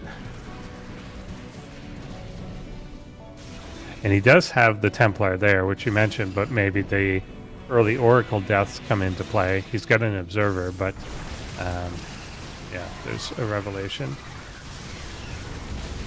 Did have the Templar there, is the way of saying that, I think. Yeah. Sorry to make quick work for those. Yeah. Lost It's backed up game. here. Stuck in a corner behind that mineral patch. They can't retreat. Oh, that's a big deal. Usually Colossus can walk over everything, but that's like that one spot where they can't. And that's going to be a dead base. I think. I don't want to call it too early, but I think we might have our first finalist here. Yeah. I think you're right. I don't know how to rally back at this point. A couple oracles, a shield battery, a void ray. Okay, there's another Colossus. Colossus can solely do infinite damage. Let's keep fighting for range. I like that. Focusing on the Hydras. I like that as well. And Infestor's coming for him though. And there's still a lot of drones alive if we can somehow transfer them. Yeah, but like, look at the other side of the map. Yeah, it's just like it's taking every base. The map is all purple. The pressure's not being let up. And yeah, that maybe if the Colossus never dies and is constantly attacking, that's good, but it can't kill more than Caninana can produce right now. That third base is only half saturated and it's at threat of dying. Yeah. We got some highly charged up infestors as well, and there's his Void Ray gets swiped. Stolen Void Ray going after probes, I guess. Yeah, and then pulls it in to die. Which means the Colossus doesn't entirely have any defense against the Corruptors now. Funny there that Sharkbot, I guess it's maybe the Corruptors too, but I think he said the message when the Void Ray got taken that he recognized that as an air unit. But yeah, the Corruptors come in cleaning it up. Congratulations, almost the reverse sweep there out of Sharkbots. Made a really good fight out of it, but really, I think really did. None of this game. Yeah, exactly. It really did come down to the hatchery block. How successful is your hatchery block in the various games? And and I do like that. I was cheering for Sharkbot, but it would have been sad if Caninana lost the series just because of a hatch because block. of this. Yeah. So it was nice that it wasn't. It was still useful, but it wasn't like game ending this game. So we got to see like the better bot win based on the follow-ups. Yeah, exactly. Yeah, not so long that it forced him into like full-on army mode that never stopped. Yeah. 30 workers as a 12-minute mark, whatever it was. He's actually shooting a roach warren. The only thing worse than shooting roaches with the depths is shooting their warren. He got a good chunk of it. If the oracles came in and sniped it, maybe you got a game. Yeah, the oracles are fighting a spore crawler. That was in production, so it could be cancelled too. Yeah, it's oracles with energy overcharge is going to be threatening because now all of a sudden it's like you can fight a spawning pool or something with an oracle and actually kill it because you have so much energy. Yeah, it's this that hurt him a lot. The wandering colossus down to the empty. Like if that was there, because the idea is that should have been defending the fourth the entire time. But I mean, it was distracting like 60 supply of Caninana, and it survived. It was, but in its journey, it lost 51 probes. Yeah. So the big problem was like the third and fourth, and he couldn't defend them both. If he was defending one, there's probes dying at the other, or vice versa. Yeah, I think we said right at the start, like just looking at the distance between the third and fourth, had he expanded to maybe this bottom fourth, maybe have a better place to be. But I think it's just tough on this map anyway. Yeah. There's not a natural like I'm gonna sit between everything spot. The one thing we don't notice as well is Zerglings are focus firing drones, which is something you can't do for humans, right? Like Yes. when you're attacking an army, you can't be focus Yeah. firing drones at the same time. So we'd see these drones run into a mineral line and all get wiped out by Colossus, and you're like, okay, that's really good for a Sharkbot. But you Yeah, killed like they're- 7, 8 probes like in that Yeah. fight, and like that's not bad, especially when you're ahead. You know, killing drones is a big deal. Killing probes is a big deal.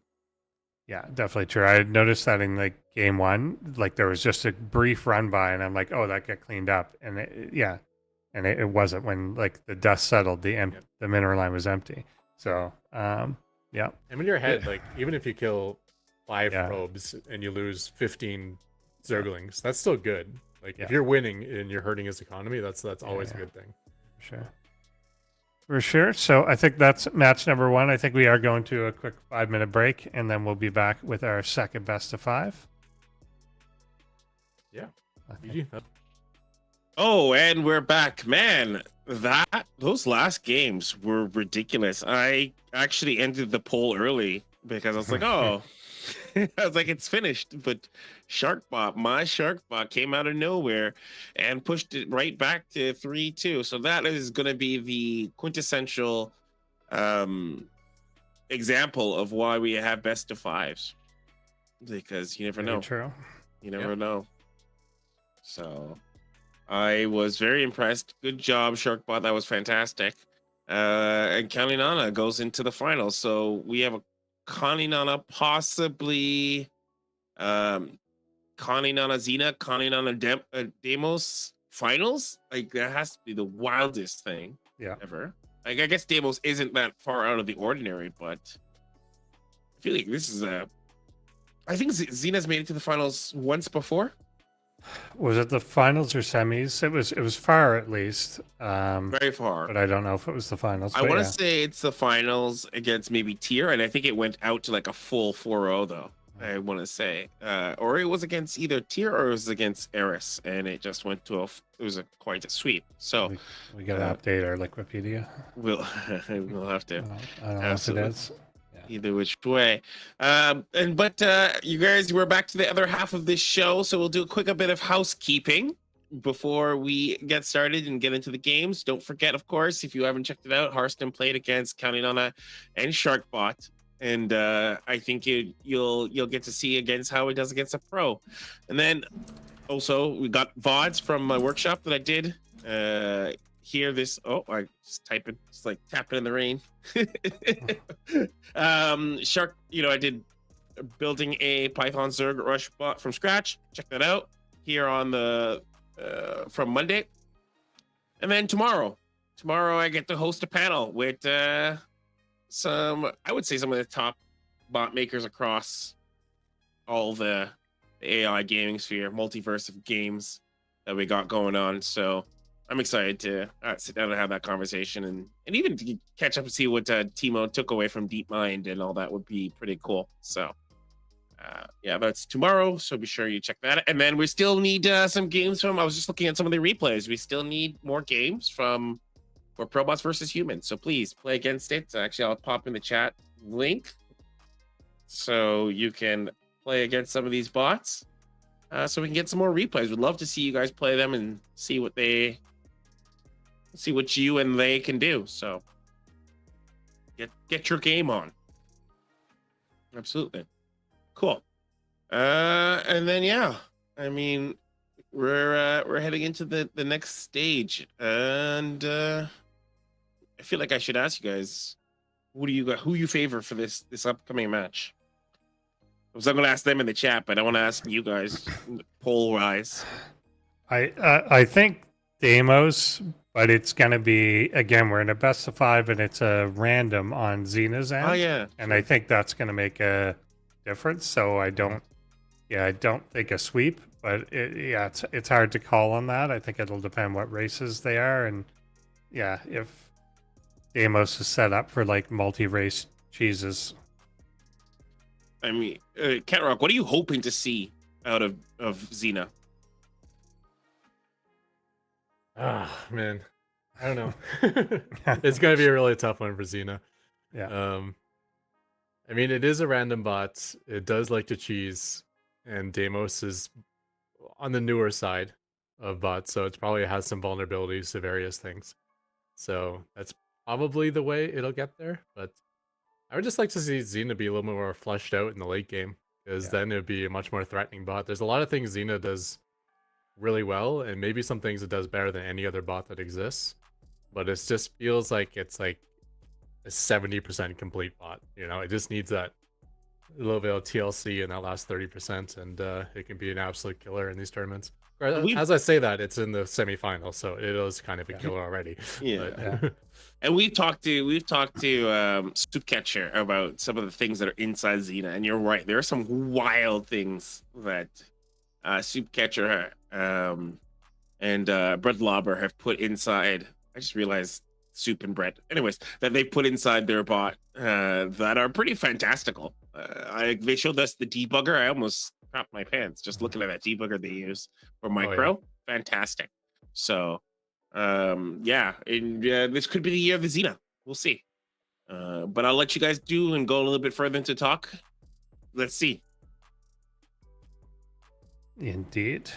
So yeah, we are here with our second semifinal of the night, Xena versus Deimos, and yeah, I do think the randomness is always a big part of it, and I think we have seen glimpses of Xena go into macro games, late games, but that's still not the norm to be going into. And yeah, there's probably some hidden gems we haven't seen from Xena too. Like there's probably like a lot of filler. It's like, okay, I don't really know how to build for Protoss versus Zerg, so I just do this. But then there's probably also matches like I have a killer build that's really strong here and really fleshed out, and we just may not have ever seen it in ProBots. Yeah. And now we might get to see it. Indeed. Like I know the author originally built I want to say Zozo, but that's not right. No. Zoe, I think. Yeah, is the name. sorry. It was one of the probably the second best Zerg bot after Eris. So I'm gonna guess Xena has probably some really strong ZVE. So we might see if he pulls Zerg. I can see it giving Deimos a run for its money, like just in straight up games. Yeah. Yeah, one thing that would be interesting too, that just because of the format and being a random you never see, is of course we see bots change strategies as they lose. But if you're not going to get 3 games with the same race, so like we may see what happens if they get the same race after losing once, but not like the 3rd build, the 4th build, or something that maybe it does on the ladder that we're not even getting to. Yeah. You can't rely, like, just because my opponent won with a certain build last game, he's going to use the same build this game. Yeah. So that's some logic some bots might have, but definitely a random bot cannot have that logic because I won't pull the same race, Yeah. 66% chance it won't, so yeah.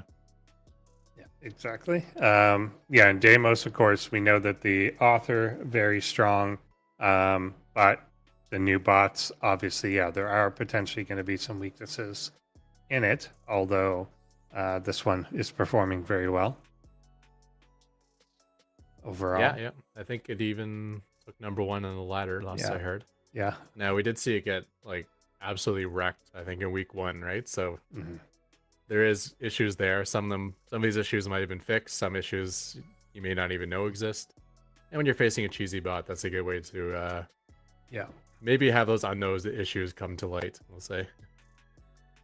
Yeah, quite true. We'll definitely test you. And of course, Xena may have programmed in some new stuff that hasn't been seen by these bots before. And we'll just have to find out. And again, it's hard. It's hard to plan against, like, given that we have the update periods and stuff, and you can often like try and snipe your opponent. How do you snipe a random bot? Like, what are you going to program to try and take them out? So you kind of have to just play your standard sort of thing, and that either works or it doesn't. Yeah. I mean, in theory, it should be strong for Deimos. He has that strong Ares framework to work off of, and as long as you're building a lot of units early on and you micro them well, which the framework should do, then ideally you should be able to hold anything. a lot of units is often the answer to every cheese, you know. So Yeah, generally good. Generally good. But yeah, let's see what race we get first. Jumping in here to game number 1 on Equilibrium.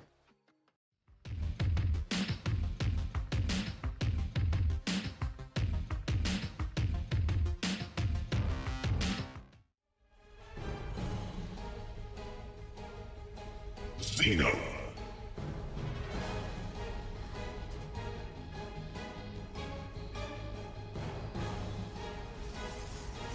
Deimos.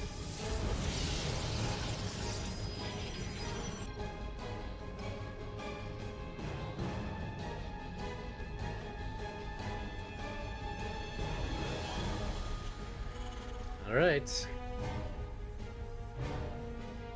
Oh, he spotted the SCV. Okay, okay. So he knows the race at least. Based on a message, doesn't seem like he's aware that he's getting cheesed at the moment. Although now that he's scouting the base and seeing no barracks. Yeah, may help. Yeah. And Xena going for the depot wall here. Yeah. Actually, an early depot wall that might actually cut into his barracks production. Mm-hmm. So you already may have to cut the orbital. And in fact, So- his worker count looks. Yeah, he's down 4 workers, so cutting workers with this build. It looked like he wanted to take a second gas, and then what happened there? Maybe. I like that depot micro. Yeah, It's like, this one's open. No, go over here. yeah. Periodically, he like walks over towards Yeah. the depot. Maybe he's trying to prevent the gas steal or something. Yeah. Because he did it both times when the probe came nearby. If he has that coded in, that's really cool. Because if you press your worker up against the gas geyser, then your opponent Yeah. can't build a simulator on it. Yeah. So we're getting Marauder as that proxy. Yep. And the Marauder decides to attack backwards. So Yeah. Yeah. looks like he's going after the scope probe, I guess. All right. Meanwhile, Deimos is staying on one base himself, though, so I can't see these Marauders getting a whole lot done. Stalker on the high ground with a shield battery. That is going to be bad news for Xena. Looks like a pretty good hard counter to scouting nothing in the opponent's base. Just like let me just start getting Stalker as quickly as possible and Yeah. shield batteries on the way. Not really even firing maximally at that stalker. Yeah. Look at the probe. You know, he does a good damage when it gets to the high grounds, but If he pushes him out of the shield battery range, that helps. But yeah, second stalker coming out, back in range. and a second shield battery, and Yeah. we even got something coming out with the Robo. Yeah, I would assume it was an Immortal. yeah, makes sense. I don't even think his Stalker's gone down yet, right? No, it hasn't. Okay. Yeah, So he's getting some probes, I guess. That's something. 2 probes, you know, per Marauder lost. yeah. He Oh, is sorry, 2 pulling Marauders them- lost per probe, I should say. He's pulling them back well, though. He's taking hull damage. That one does die, but the other ones have been pulled back in time. And yeah, with the Immortal out, it's just a shutdown now. Yeah. Well, honestly, with 1 Stalker and 1 battery and a ramp, it's a shutdown. So Yeah, well, yeah. this makes I- it even killer. I guess shutdown to the point that Xena said nope, Yeah. and is done with it. Yeah, makes sense. Yeah. Still kind of keeping this pulled on the other side of the map. Getting an orbital now. It's very late. Yeah. Which is why I don't like these all-ins that cut SCVs. Because when you cut SCVs, you can't Yeah. afford your orbital. When you can't afford your orbital, you don't get mules. And then, like, if you just built like 1 extra SCV early, then you would have been able to expand while you're doing this cheese. Basically, it all would have ballooned into more and more minerals. He's going for stem here now. Still going with this Marauder heavy army. He's going to push Yeah. the issue again, but This would have been Yeah, nice 2 actually Immortals, if the yeah. Nexus was down at this point, Yeah. but it's not. So. Let's pull back. yeah, just not going to happen there. Is he going to drag him all the way to these barracks? Looks like it. Stim is like barely started. You know, if he had Stim complete, he would be able to make quick work of these stalkers, but Yeah, they'll get denied. without Stim, too much firepower. Okay, so barracks will be going down, and yeah, and without that early orbital, there's really nothing on the other side of the map. Command center just getting started. Marauders are still, you know, just kind of lurking around that area. So if you keep Deimos from pushing across the map, you won't instantly lose. So that's something. However, with that said, Deimos doesn't have to push. He can just keep extending his lead further. Yeah. If he did push, he wins, which is why I mentioned it. But he doesn't For sure. have to. Yeah. Yeah, definitely true. He's getting an observer out now. With the 3 immortals, may go take a peek across and get a sense of what's there. It's gonna be a while. Like, there's nothing really even being added to Xena's side to remilitarize. Just what he's got is what he's got for like a while. Yeah, and I don't mind that. Because Yeah, I would you love to gotta see cut something the corner. crazy to Yeah. get back in the game, or just only build probes and command centers or something. Yeah. And just pray your opponent doesn't attack. And one way of doing that is not having a barracks, so you won't be tempted to build any units. Yeah, it works. But I think there's 2 barracks that were being built. No? I don't think so. Oh, okay. Yeah, it's just not. Must He be just looking at the hasn't even structure tab, restarted it. Production tab. Yeah. Another gas. I wonder if he's broken at this point. Does he have the ability to rebuild? Might be. Yeah, maybe it's like if I lost them both, like I want to build a factory or something now, but I can't. Yeah. He's trying to tech up, he can't because they don't exist, and if he doesn't have the ability to rebuild them, then Quite possible. And like we've brought up a number of times too, sometimes your cheese is so all in that there's no point in doing this. Like if I've lost those 2 barracks across the map, guess what? I'm done. Yeah. Don't like next build. if your proxy dies, you've already lost the game. Yeah. Basically. There's very, very rare scenarios where that's not the case. But yeah, Deimos will be putting Xenos out of his misery here. Yeah, getting way far ahead of where the immortals are, but doesn't even need them at this point.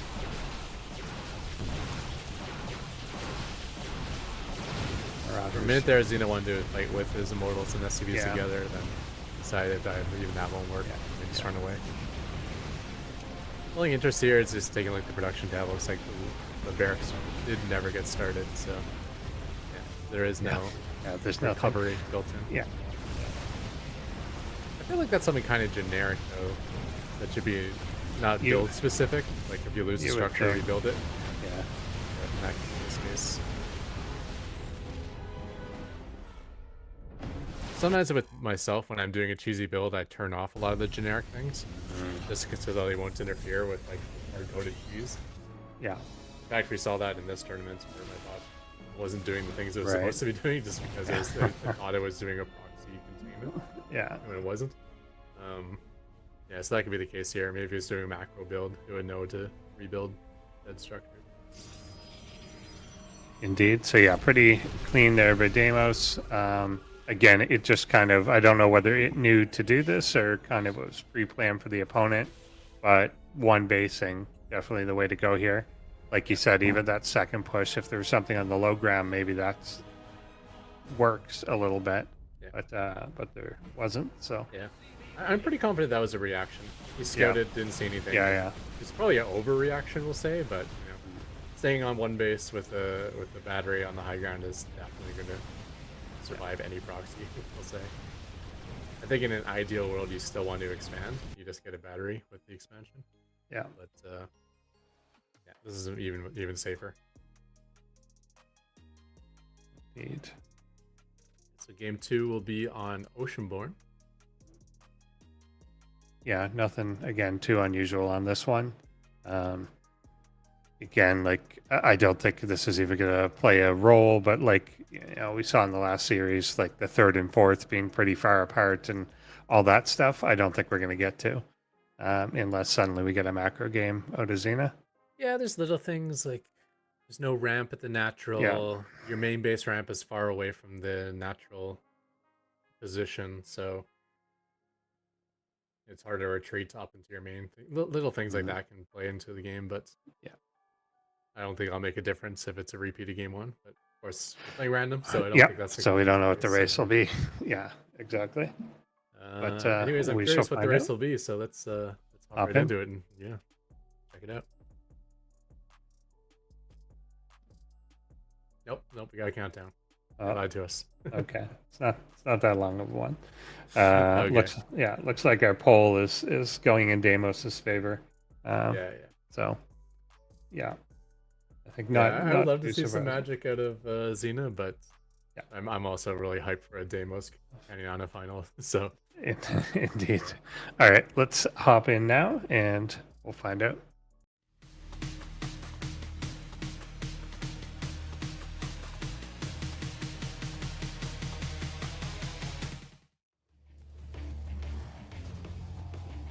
Xena.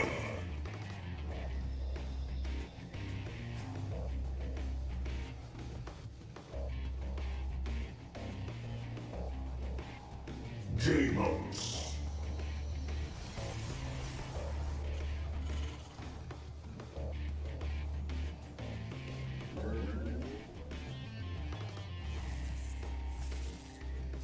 oh boy, Yeah. not a good start for Xena. No. Yeah. Definitely not a great one. That was caught super early. And this one's gonna build a new. Yeah, Yeah, it's yeah. the same build as last game, right? So Yeah. Okay. And if they just come in single file like this and neither of them ever kills anything or builds anything, that'll be pretty rough. and there's even a gap between the two barracks, Yeah, so there's no yeah. safe zone for the SCVs. Yeah. Yeah, this probe is probably let's predict how many worker kills this probe is gonna get. I'm gonna say 5. Yeah. 5 I'll- worker kills before the first mark comes out. I'll go with the over. I'll go with 6. Okay. Yeah. Because I don't think. Okay, now that they're coming together, this may change the equation. Oh, Oh, he's no, building a let's- third let's one. start a What is third. going on? I was gonna say like 2 at a time. They could finish this one. But, Oh, it is a different all-in too, because there's no gas. yeah. So it was going to Okay. be a multi-racks all-in. Yeah. Well, He does a good job of getting off and chasing it. Some of them like really struggle with that, but it does that pretty decisively. yeah, like if you aim with an SCV when it bounces, often your probe gets kind of stuck. Yeah. So this actually has built-in micro to Yeah. Go circle around and get position on the SCV.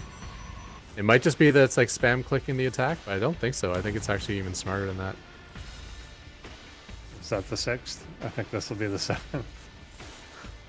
Yeah, I don't know. It's definitely going to be an over, that's for sure. Yeah. Yeah.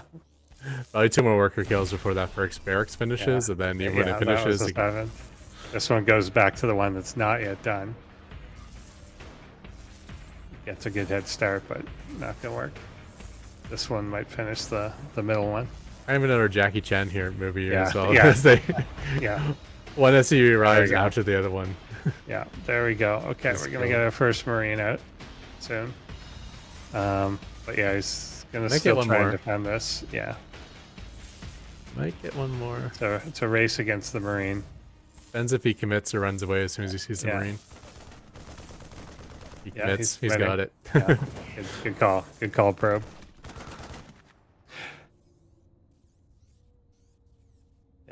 Yeah, now runs. He's already got an immortal Yeah, on the way. Oh my goodness. Yeah, not what you want to see. Oh boy. Where's Xena?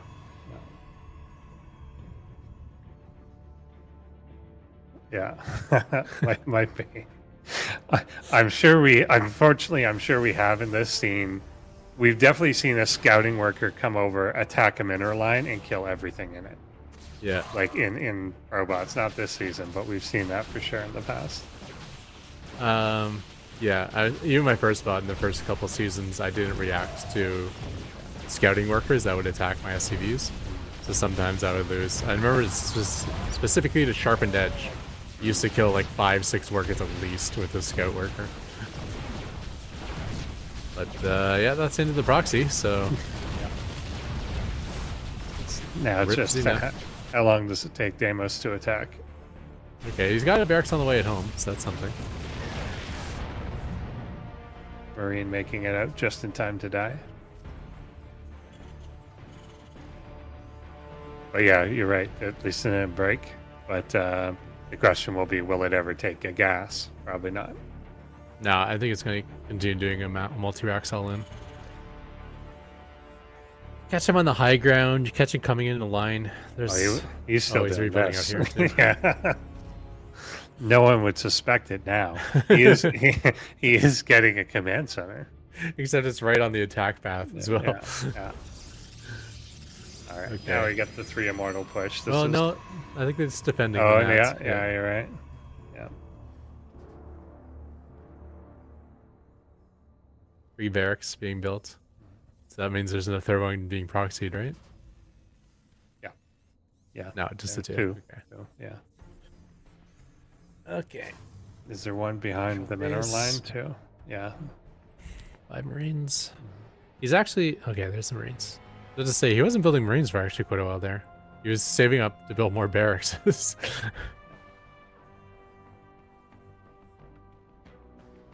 So okay, each of these Marines, if they each kill 3 stalkers apiece. And he's fine.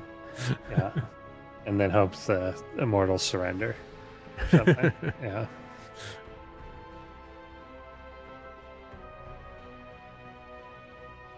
I'm trying to remember if like combat shields is important versus immortals or not. I don't think it is. I don't. Yeah, I would suspect no.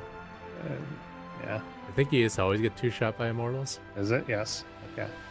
It is important. Okay. Yeah. It takes you to what, 45? Obviously, you don't get the bonus to armored. But Yeah. I think After. Oh, yeah. That's a good point. after stim. Oh, if you stim he- without combat shield, you get 1 shot or something. Yeah, that might be true. Yeah. I'm trying to. I can't remember the base damage is immortal. I think like half their damage is versus armored though. Okay. The only good thing for Xena here is he hasn't lost his Marines yet. Yeah. Base trade? Base trade?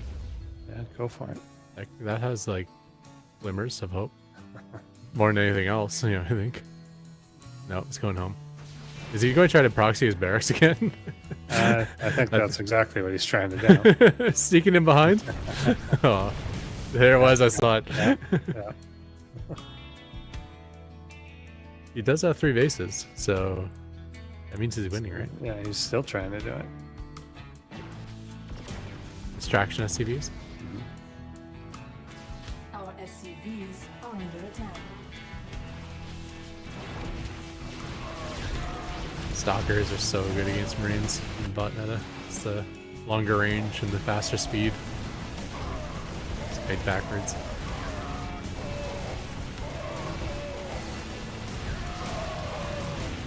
Did he even hit do hull damage? A little bit on A one little bit stalker on and one tomorrow. Yeah. Wow. Alright, quick 2-0 for Deimos here. I'm hoping Xena gets Yeah. a different race. We've seen the possible reverse sweep before. That's true. May get it again. I mean, maybe there's just like one racial matchup that Xena wins with. Yeah, Yeah. you just got to pull that 3 times in a row. Yeah. 1 in 9 shot. Exactly. Yeah. There's the hero. Yep.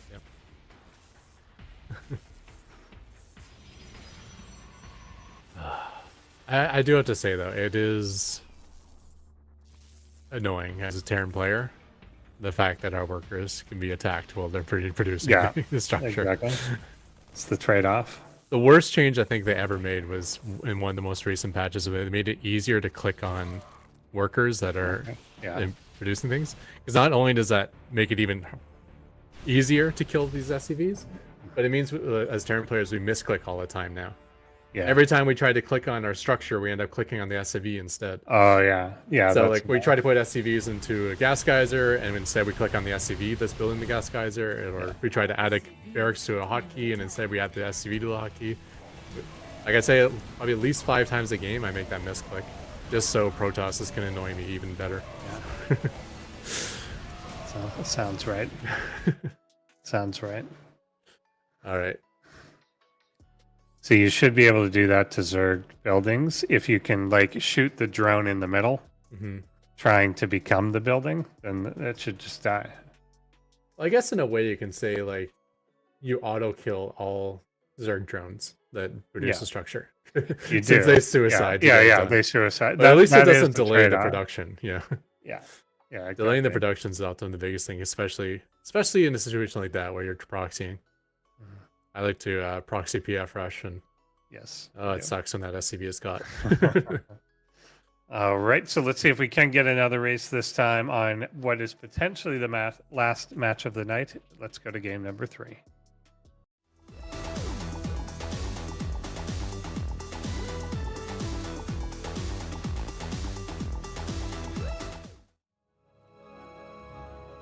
Xena.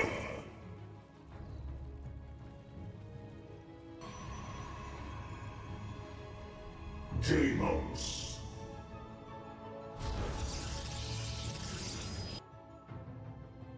I mean, a celestial body against like a little circle boomerang.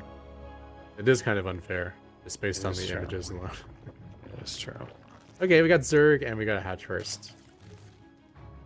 I feel like this might be the bread and butter for Yeah, I think so too. It feels like it might have the best he chance. is preventing the gas steal. Yeah, It's built into the bot. Look, when the probe runs away, he leaves. He goes back to mining. yeah. That is so cool. See, Xena has like all these like really cool things, like little things like that, and then but he's just missing chunks of like Yeah. of like matchups.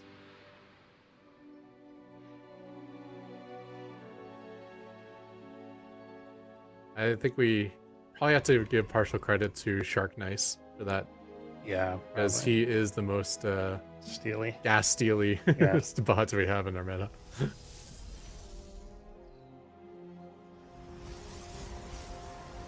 Yeah, we got double gas on the Protoss side and the expand. Wall off there at the ramp, or partial wall off at the ramp. Yeah. And now we can see that it was definitely a reactive, the one base Yeah. shield battery thing. Yeah. As scouting a hatch first, he decides to take his natural.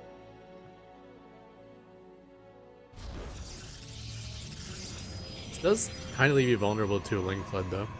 Yeah. Not having the little wall bit. at your nat. Yeah, going up into Stargate here. As some Lings and speed come out, he's pulled drones off the gas. And yeah, could be juking him here where the natural there is just for more larva. Yeah, and this could be really good for Xena. Yeah. It looks like he is actually going all in off of 2 hatch. He is going to be spotted right now. If he commits, he will get that depth kill. Yeah. But Close, he but didn't no. commit. He was kind of like over microing it, I think. However, cannot get away. Meanwhile, on the other side of the map, we do see Adepts on the way, 2 shield batteries, 2 gateways. So Raster being really good on the responsive coding. Yeah, He cancel. realizes that there's way too many links at this point in the map, and it's time to try to survive. This is where we need a Nidus. Well, actually canceling the natural too. That's what you Yeah. were saying, wasn't it? Yeah, Okay. yeah. I heard they were cancelled. I'm like, oh, I'll just keep talking over them. okay, but I mean, like, Yeah, big it's 2 reaction. bases on 1 now, right? Yeah, yeah, exactly. It's a big reaction. You can like transition out if you want to. yeah. Yeah, Like the production tab still only shows links, so it Yeah. still might be fine. But if there is a transition from Xena, surviving is not enough for Deimos here. yeah. Surrounds one of these adepts. Well, Yeah, that was a good big deal. job. Yeah, Not this just one because he shades killed away, it, and he's but- actually gonna let him in. Yeah, but that surround was a big deal because it drained the shield batteries Yeah. as well. Yeah. yeah, very quickly. Yeah, this is well, you're Yeah, he's Right. yeah, pretty big. I think that the second kind of wave in, may do it here. The the probes are all starting to fall. Still an okay number of adepts, but we lost a lot of workers there. Yeah, and remember, Xena wasn't joining behind this, so Yeah. there's just going to be more and more links. Yeah. And with the probes going down, I don't think the adept numbers will get that high. Now, adepts do have the ability to kite back. So if the link numbers stay low, these adepts might start to overwhelm over time if they never die. The probes are doing a good job of keeping themselves alive, which is pretty key. And now, yeah, without seeing units that kind of get stuck in the front wall, but now all of these are massively injured. And being stuck on the front wall was a good thing, because that meant they all pulled up. They pulled up, yeah. Which allowed them to get all over those probes, down to 2 probes. Yeah, two lings left. Xena says transitioning. It's probably fine now. But yeah, this time at the front wall, they're just going to take the front wall out. And that's it. Yeah, so I mean, like, I think perfect reaction to what Deimos saw. Yeah. Immediately canceled the natural, got batteries, continued to making adepts, added more gateways for more adepts. The only thing he was lacking was he didn't have the ability to wall off, like a hard wall, like Sharkbot does. Yeah, there the walking down the ramp to face this, it was it, and then everything just got in. Yeah, and the adepts didn't sit in the choke point either. Yeah. I think that's really key. So you need a hard wall, or you need to sit in that choke point. Because I think he had 3-4 adepts when that arrived. Yeah. Without surface area, that can at hold on least for a really 3, long time, especially with shield batteries. Yeah. Yeah, if he didn't get, like you said, the full surround that just drained it immediately, it would have out DPS'd him for a while. Yeah, like 4 adepts stuffed into that wall. I mean, you probably only get maybe 3 lings attacking at a time, plus batteries. Yeah. The other thing that could have been slightly better is that one of the batteries could have been in range of the Nexus, so it could have been overcharged. Yeah. But, that would have helped. Yeah. I think Deimos made like 95% of the right decision, and just, it's just too much. Indeed. Lings beat anything on the open field, so the key is not to be in the open field fighting them. Yeah, quite true. So I kind of hope we see a Protoss now, just to get one of each. But let's hop into game number 4, see what happens.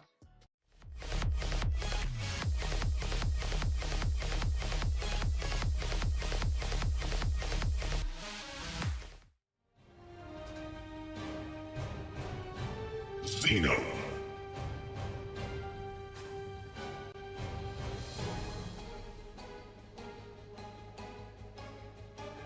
Deimos.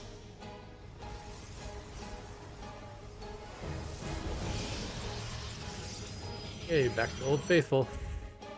Yeah. Okay, it's not. That is a good place to proxy. That's not a position you would naturally ever look at. If you walk across the map, you go north of that position. If you're just scouting from base to base on your side of the map, you won't actually walk by that position either. So I don't think you're going to see like a 7 SCV kill probe this game. The thing too will be, is this the, I think this is the Marine one, right? Not the Marauder one. So we'll get to see a different. Yeah, no doubt. Yeah, we never really got to see what this one looked like. Such a late barracks for multi-racks Marine. You usually want to build like, okay, you brought 2 across. No, it's just one of the original. Okay. Yeah, I guess he never intended to bring 3. It's just how it worked out the last time. Yeah. 17 workers, which means there's a 3rd one. It'd be nice if we had a couple more workers, right? See, that means he's not fully saturated right now. Yeah. With 3 on the map, that means he's only got 14 mining. But with how late these racks are, that means he can afford the orbital at least. But so cannons still don't know what you're going to do with all these minerals. Yeah, cannons is pretty good. I think to start this off. Oh, how do you know? Did he scout with a probe? I totally missed it. Yeah, I don't know if he didn't. No, he's playing fully blind. Yeah. Yeah. Okay. Well, these are. I wonder if this is going to be like the meta from 5 years ago with Protoss. Yeah. You one base, you build cannons, and then you just pull up a bunch of void rays and go. Works. Yeah. Yeah, 3 It's good against cannons cheese is because you gonna stay be pretty alive with rough. cannons, and then Void Rays just kind of kill everything. Is often the idea. This is going to be one of those things where, again, bot decision making. Can he pull off enough Marines that he jumps up, kills that pylon, and then that's it? Because that is the biggest Artosis pylon. Yeah, it's hard to reach that pylon though. Yeah. Yeah, he'd have Like to you go up there with 20 really, Marines, like you can get 5 of them shooting that Yeah, pylon, yeah. but the Yeah, other you'd 15 have to are- walk in. Yeah. Yeah. So I think it might even be better to go up to the cannons. Because the pylon is like more than double the hit points of a cannon, right? Yeah. If it were more forward, then yeah, I would agree. Yeah. And this is one of the things Xena I think is strong at, is decision making of like what to attack, when to attack, how to attack. Doesn't have like this robust late game army and like micro evolve different unit types, but So this won't help if he's scared, too scared of a cannon to ever attack at all. There's yeah. probably No, but some this is right point- though. Like, he there didn't we have go. enough, and now Yeah, he's going so up. now he's going, but now you're retreating Okay. because now he doesn't have enough again. Okay. Let's hope these thresholds don't. Yeah. We've that's seen this the multiple problem. times this season. Yeah. When you go, you commit. Otherwise, you don't go at all. Yeah. He's waiting. Waiting. What it was, I think, is he didn't know about the third cannon. Yeah. So he you're went up right. the It map and changed the reassessed, equation. yeah. Yeah. So I don't think it's just bad thresholds at this moment. Yeah. I think you're right. Yeah, so I love this epic. Yeah, that was perfect by Xena. That is the right amount to go up here. And look at him, he's Yeah, going out to this that was pylon. Exactly what it. Oh no! That was the Oh, win. so That close. was the win. Oh, Yeah. Now there's gonna be Tempest out. almost perfect out of Xena. Yeah. That was, okay. Here we Retreat go. threshold. He's Second got it this go. time though, right? Okay, Yeah. he's got it. Okay. Got it. Now can he get after Tempest. Tempest? Yeah. Okay, he's never gonna kill that Tempest. Yeah. But does it do you Irrelevant. even have maybe, to kill it? Maybe irrelevant. Yeah. Yeah. Other cannon. Yeah, with the battery on that one. There's actually kind of Let it cannons and go. batteries everywhere. He's got backup plans for these Yeah. cannons. This is actually a situation where Tempest is nice when you Yeah. can like buy this much time with like layers and layers of cannons. Yeah, he's got to just find a way to come in the other angle and kill the. I guess. Yeah. Again, there's cannons covering a pretty good arc of this. Xena's pretty good in this spot though, man. He's Yeah. really smart about where Yeah. you can fight and where you can't. The problem is now there's 2 Tempests. Something is happening in the main there. Can we should get a shot back? The lower part of Xena's main. Xena's main. The red main. Yeah. Right. What's Up left, yeah. okay? Those are just depots. I was seeing like assembly of things and was like our Marines pulling up or something. Okay. So they are repooling outside in the proxy spot. Now there are 3 Tempests out. And I think this is where combat shield is actually really important. Yeah. I think it goes from a 2-shot to a 3-shot. For Tempest. I will say though, like, this is one base play. Yeah. And we got a 3rd command center coming down for Xena. Yeah. Still no gas on any of these bases, so there is no like transition. I don't mind that against pure Tempest. Yeah. I mean, you don't want to be like fighting Tempest near a cliff or something, but if you can fight them in the open field or if you can base trade, Yeah. I think both those are fine. This Tempest do kill things very slowly. Just keep that. I want to see that production tab just always say 5 Marines though. Yeah. I never want to not say anything but 5. Otherwise, Xena's going to be in trouble here. Yeah, and we need them grouped up. They're splitting here. Yeah, but they'll join back together in time for the Ride of the Yeah. Natural. Yeah, they gotta get under it. Okay, so will they deny the natural? No, they're just making go forward. Yeah. This is kind of a problem. Yeah, you're just never gonna get anything done. It is smart, like when it can't reach them, they do change the mind of what they're doing, but it's Yeah. kind of too late at that point. Yeah. Yeah. Yeah, we're eventually gonna have. Yeah, that Oh, didn't yeah, work. yeah, that was bad. Yeah. I was hoping those Tempests would kind of go across the map and then the Marines kind of counterattack. Or they catch them out in the middle of the map where they can actually kill the Tempest. Yeah, just the way everything's placed too. When the Tempests finally do attack, it's going to be from the high ground into a valley. Yeah. And they're not going to know what to do. I can really appreciate the cannon positioning now for Deimos. Yeah. By opening Tempest, you kind of want to have like multiple layers of cannons and batteries. And, Yeah, fall back. because it buys you so much time and it buys you so much defense, and all while you're doing chip damage with your first Tempest. And now that chip damage is actually like really significant because we're talking like 7 Tempests here, maybe coated with the ability not to overkill as well. They might be smart enough to you know, if there's already 2 balls going at one Marine, then don't shoot another ball at it. I think this is going to come down to if that first push in where he killed 80% of the pylon hadn't retreated, Yeah. then he's there 25 seconds earlier. I think this comes down to Deimos is in the finals already. So I don't see him. What it comes down to is in the past. Okay. It's not a future statement. I was feeling okay, like, you know, when Deimos' natural is on the way, and there's still a ton of Marines out there. Yeah. There was situations. Oh my gosh, he's even got the He's got the upgrade versus ground structures. right away.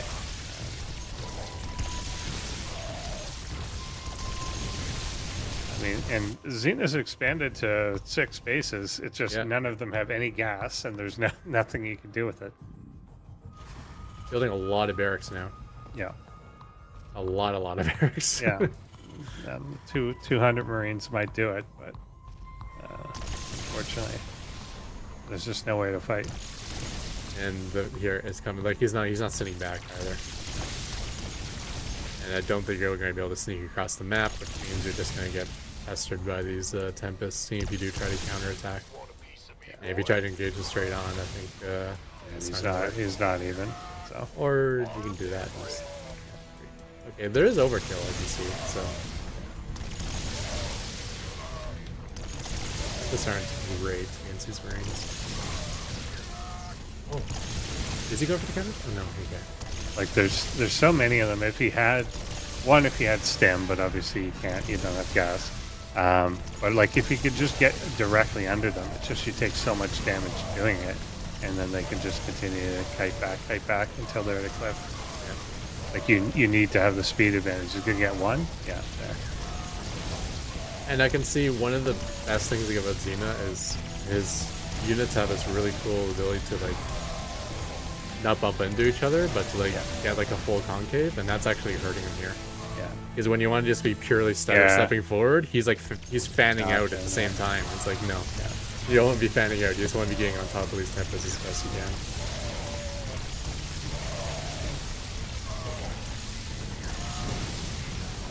Really interesting game though. I'm glad Xena actually got to show some good stuff before he got knocked out. Yeah, for sure. Took a nice win off of Deimos with a Link Flood, and then this game is kind of interesting as well. Maybe more interesting on Deimos' side, but at least we got to see this game, which is cool. Yeah, I didn't get to see the PvP, but not too bad. I was playing with the idea of building a Protoss bot at one time, and like literally this is how I would have built him. Yeah. I would seem like, can I actually go straight to Tempest and stack defense? that probably would have been my gameplay. So it's like, I'm pretty sure I can keep these Tempests alive for like forever. And yeah, now we get the answer. We definitely can. Still just so much economy that the Marines are never going to stop. Like, even if Xena played like standard, and he had 3 bases before Deimos even took his natural, I still think this would be really hard to kill. Yeah. Because once you get up to like those 10 Tempests, like, yeah, large economy is nice, but it's so hard to kill that unit with that range. Alright, congratulations to Deimos and Caninana, who will be moving on to the finals. And you see the last time he's actually taken over these expansion bases. I love it. Yeah. Nice. Expanded to his main. We've never seen anyone to expand into his main. It's funny, he still hasn't actually killed the proxies. Yeah. There we go. No, they go down now. making SCVs and rings. Oh, does he know? Yeah, they found it. Yeah, he needed, he got needed revealed. To, Got revealed. yeah, I needed to have them revealed. But yeah, there we go. Deimos taking it out with the 3-1 victory. And yeah, I don't know if we'll get to see the recap of like the retreat when he could have pushed in. So like there's the first one. That makes sense. I think what you said is definitely right, that he saw the third cannon, it changed the equation. This retreat was probably that was at 410. That retreat's okay if like Yeah. the pylon wasn't on the verge of dying. Well, that's the problem, right? So then when he gets it down now, it's 15 seconds later. That 15 seconds is the difference between like the second Tempest coming out and, you know, stuff like that. So He's on like the far side of the Nexus, maybe just killing the probes as they pop Yeah. into range. Like there was a spot he could have been that, like as good as the positioning was by Xena, I think could have been. I think it almost is done in such a way that it draws you over there. Yeah. Like it's pulling you to that side where you're not gonna get the angle on the probes and stuff. But like if it was really thoughtful about never stepping into cannon range, and I think it would have found that position on the far side of the Nexus where it could still shoot probes. Now he's still shooting probes that are being refilled by shield batteries. Sure. But eventually, that doesn't last forever. And it was like, what was that? Maybe 15 Marines versus 1 Tempest. Yeah. Right. So there was a long period of time where damage could get done. And that was a nail biter. When he pulled away from that pylon, I was actually like, I was like, no. I was actually freaking out. I was like, oh my God. I love it though. It's great that we've gotten to this stage where they are on like the verge of winning and losing. Like, rest in pieces, Andy Man, because we're getting the ace matches, not actually. Like, it was his coveted ace matches, right? We have these ace matches, and obviously the closer we get to the finals is where you get it. But there are sometimes ProBots seasons where people just get sweep, like you just get a sweep, and it looked like that. I think both matches looked like they were going to be sweeps. Yeah. So I love it that he got sort of this pushback and pullback, and I guess that's just a testament of where these bots are at. And I love it. I really, really love it. So shout outs to every bot author who submits and works on their bots. Shout outs to you guys. Every year, you guys just keep impressing. So I love it. We've come so far, and I think these bots are looking really, really feisty. So we'll see though how they do against humans. I feel like we're gonna get some good games from these humans versus ProBots. I feel like there is Caninana's in the mix now, and Caninana's looking pretty good. Maybe not obviously beating pro levels, but some non-pro people. I think we might see something out of it, and I'm excited to see that. So just let everyone know though, the finals is on Saturday, and actually let's take a look at these brackets, where we're at now, what we're looking at, how we got to this area, and where do we got to go. Indeed. So yeah, we had Sharkbot 2-1ing a Dominion Dog to make it up against Caninana, who beat out Micro Machine to get there. And then we obviously saw the tense 3-2 match, the almost comeback there. Then we had Xena beating the Cheesy Zozo, and then Deimos taking out Tyr pretty well. And then again, split decision here, Deimos over Xena. Kind of on racial lines, in a sense. The Terran 3 losses were it, and the Zerg took the one on Xena's side. We never did get to see the Protoss on Xena's side, and that's going to bring us to Caninana Deimos finals. This is a new thing. We've never had it. Well, Deimos is fairly new, and Caninana has never made it this far. No. The first time Caninana has ever been in the finals of ProBot. It means, I think that Rock put it earlier pretty well, is that this is kind of like a new guard. This is like a new, the changing of the guard in many ways. we have a fresh new set of faces, a fresh new set of bots, and this is to me is always the sign of a very healthy scene because yeah, if everyone's it's always like granted it is still a Rasper mid bot in the finals. It's fine though because it's I think that we're still seeing matches being taken off of Deimos, still seeing even Eris will bleed a little bit here and there depending who he's against. So that was kind of close. Like there was a level at which I thought Xena might actually win. Like you said, at Ender Sword, that pylon being destroyed was kind of the clincher. Had they committed at that time, finished the pylon, that made all the difference between when the Tempest came out. So, these moments, these minutes, we're down to the seconds of winning and losing. So we're in a good spot. So I'd like to do a little predictions. Let's hear some of these predictions from both of you. What do you see for this Saturday for Deimos versus Caninana? What are you thinking? I'm kind of leaning Caninana now, I think. Deimos isn't super aggressive. I don't know whether this type of build would work. Like, obviously, it's not. It's for Terran. But yeah, I'm almost on Caninana's side. The ability to use the infestors so well is a big part of it. So I think if Deimos is trying to cheat to big units or like, I'm going to build up and do this, Caninana is taking the map, filling it with creep, putting infestors everywhere, attacking multiple places. I don't know how that's going to go. Yeah. I think Deimos is going to put on a lot of pressure. He's going to play like the long macro game, but he's going to be putting on pressure at the same time. And we saw that might be Caninana's one weakness. He was having trouble deciding when to drone and when not to versus Sharkbot. But yeah, I mean, we're probably going to end up in some like ultra late games at some points, and these are two amazing bots in that position, so that'll be very interesting. Did we pinpoint why Caninana's drone count was so low? Was it because of the blocking of the hatchery? Like, why was Caninana's drones so low in two of those games? Well, that definitely put him far behind, but the one thing I was noticing is when he was being attacked, he was spending all of his larvae on army. Yeah. Which is often the correct thing to do, but when you're putting on constant pressure, that means you're always being attacked, which means you're never actually droning up. Yeah, and the problem is it spirals too, of like, because that hatchery is like when you're probably coming out of that and there's light pressure early, okay, you can make a few roaches, you've got two hatcheries. Well, no, you don't have two hatcheries. Yeah. One is late. So he probably wanted to make 5 roaches, 5 drones, and that would have been fine.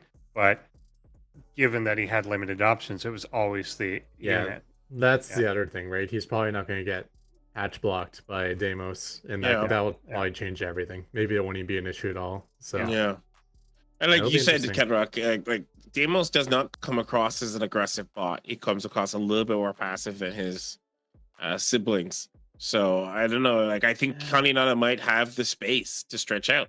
We might see a little bit more of a greedy. I don't know how greedy Caninana can get, but I was like from those games, it looks like when it gets its momentum, it feels very Eris-like. A lot of Deimos we saw was him like just reacting to cheese and not dying and things like that. But I haven't seen a lot of Deimos play, but I get the sense he's kind of like Micro Machine, right? Where he's always putting on pressure, but not with a lot of units. Just like picking away, and meanwhile, getting his third base, his fourth base, his fifth base in the meantime. So it's like, he'll be probing for weaknesses, and we'll see if Caninana has any.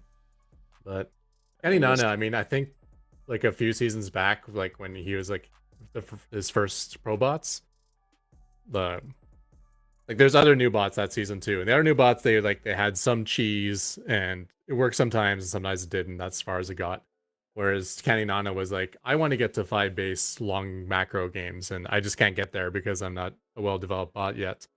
But I think that's like the much better mindset to have in coding your bot if you want to be number one, right? Because like the cheese can only get you so far. He wanted to play the long macro games, and now he's getting to the point where he can survive, and he's really showing off like what he can do in these long games. And if he doesn't win this season, he'll probably be winning one in the future. That's for sure.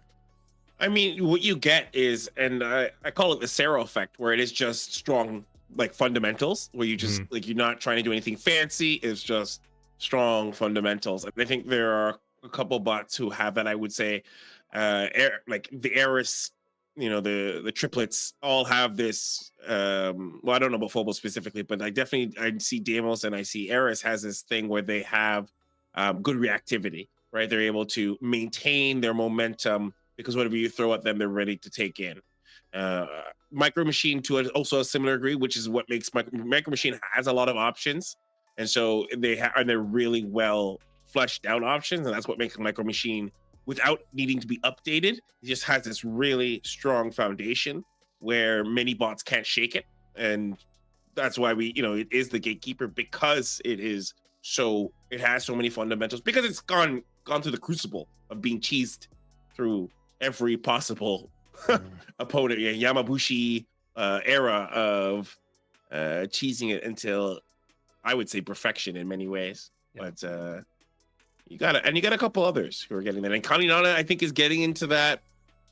I think it's getting to that space. I don't know if it's there yet, but we'll see. But I think we're seeing it. I think Hearthstone even said that its biggest weakness was its early game. He says in his game, he said the biggest weakness of Caninana, if I'm remembering this correctly, he's like the early game was very weak, but he said the late game and the thing, he was actually very impressed with it. So, the other thing to keep in mind is that the other thing to keep in mind is Rasper, he's got that evil eye too. So Yeah. like Eris is like typically unbeatable. Deimos is typically like hard to beat. But if he ever is beaten, I bet you there's like some like funky build that Rasper has ready to pull out of his hat. You think so? Yeah. He's like, I probably don't need this, but just in case things are going badly, I'm going to show you some crazy thing you've never seen before.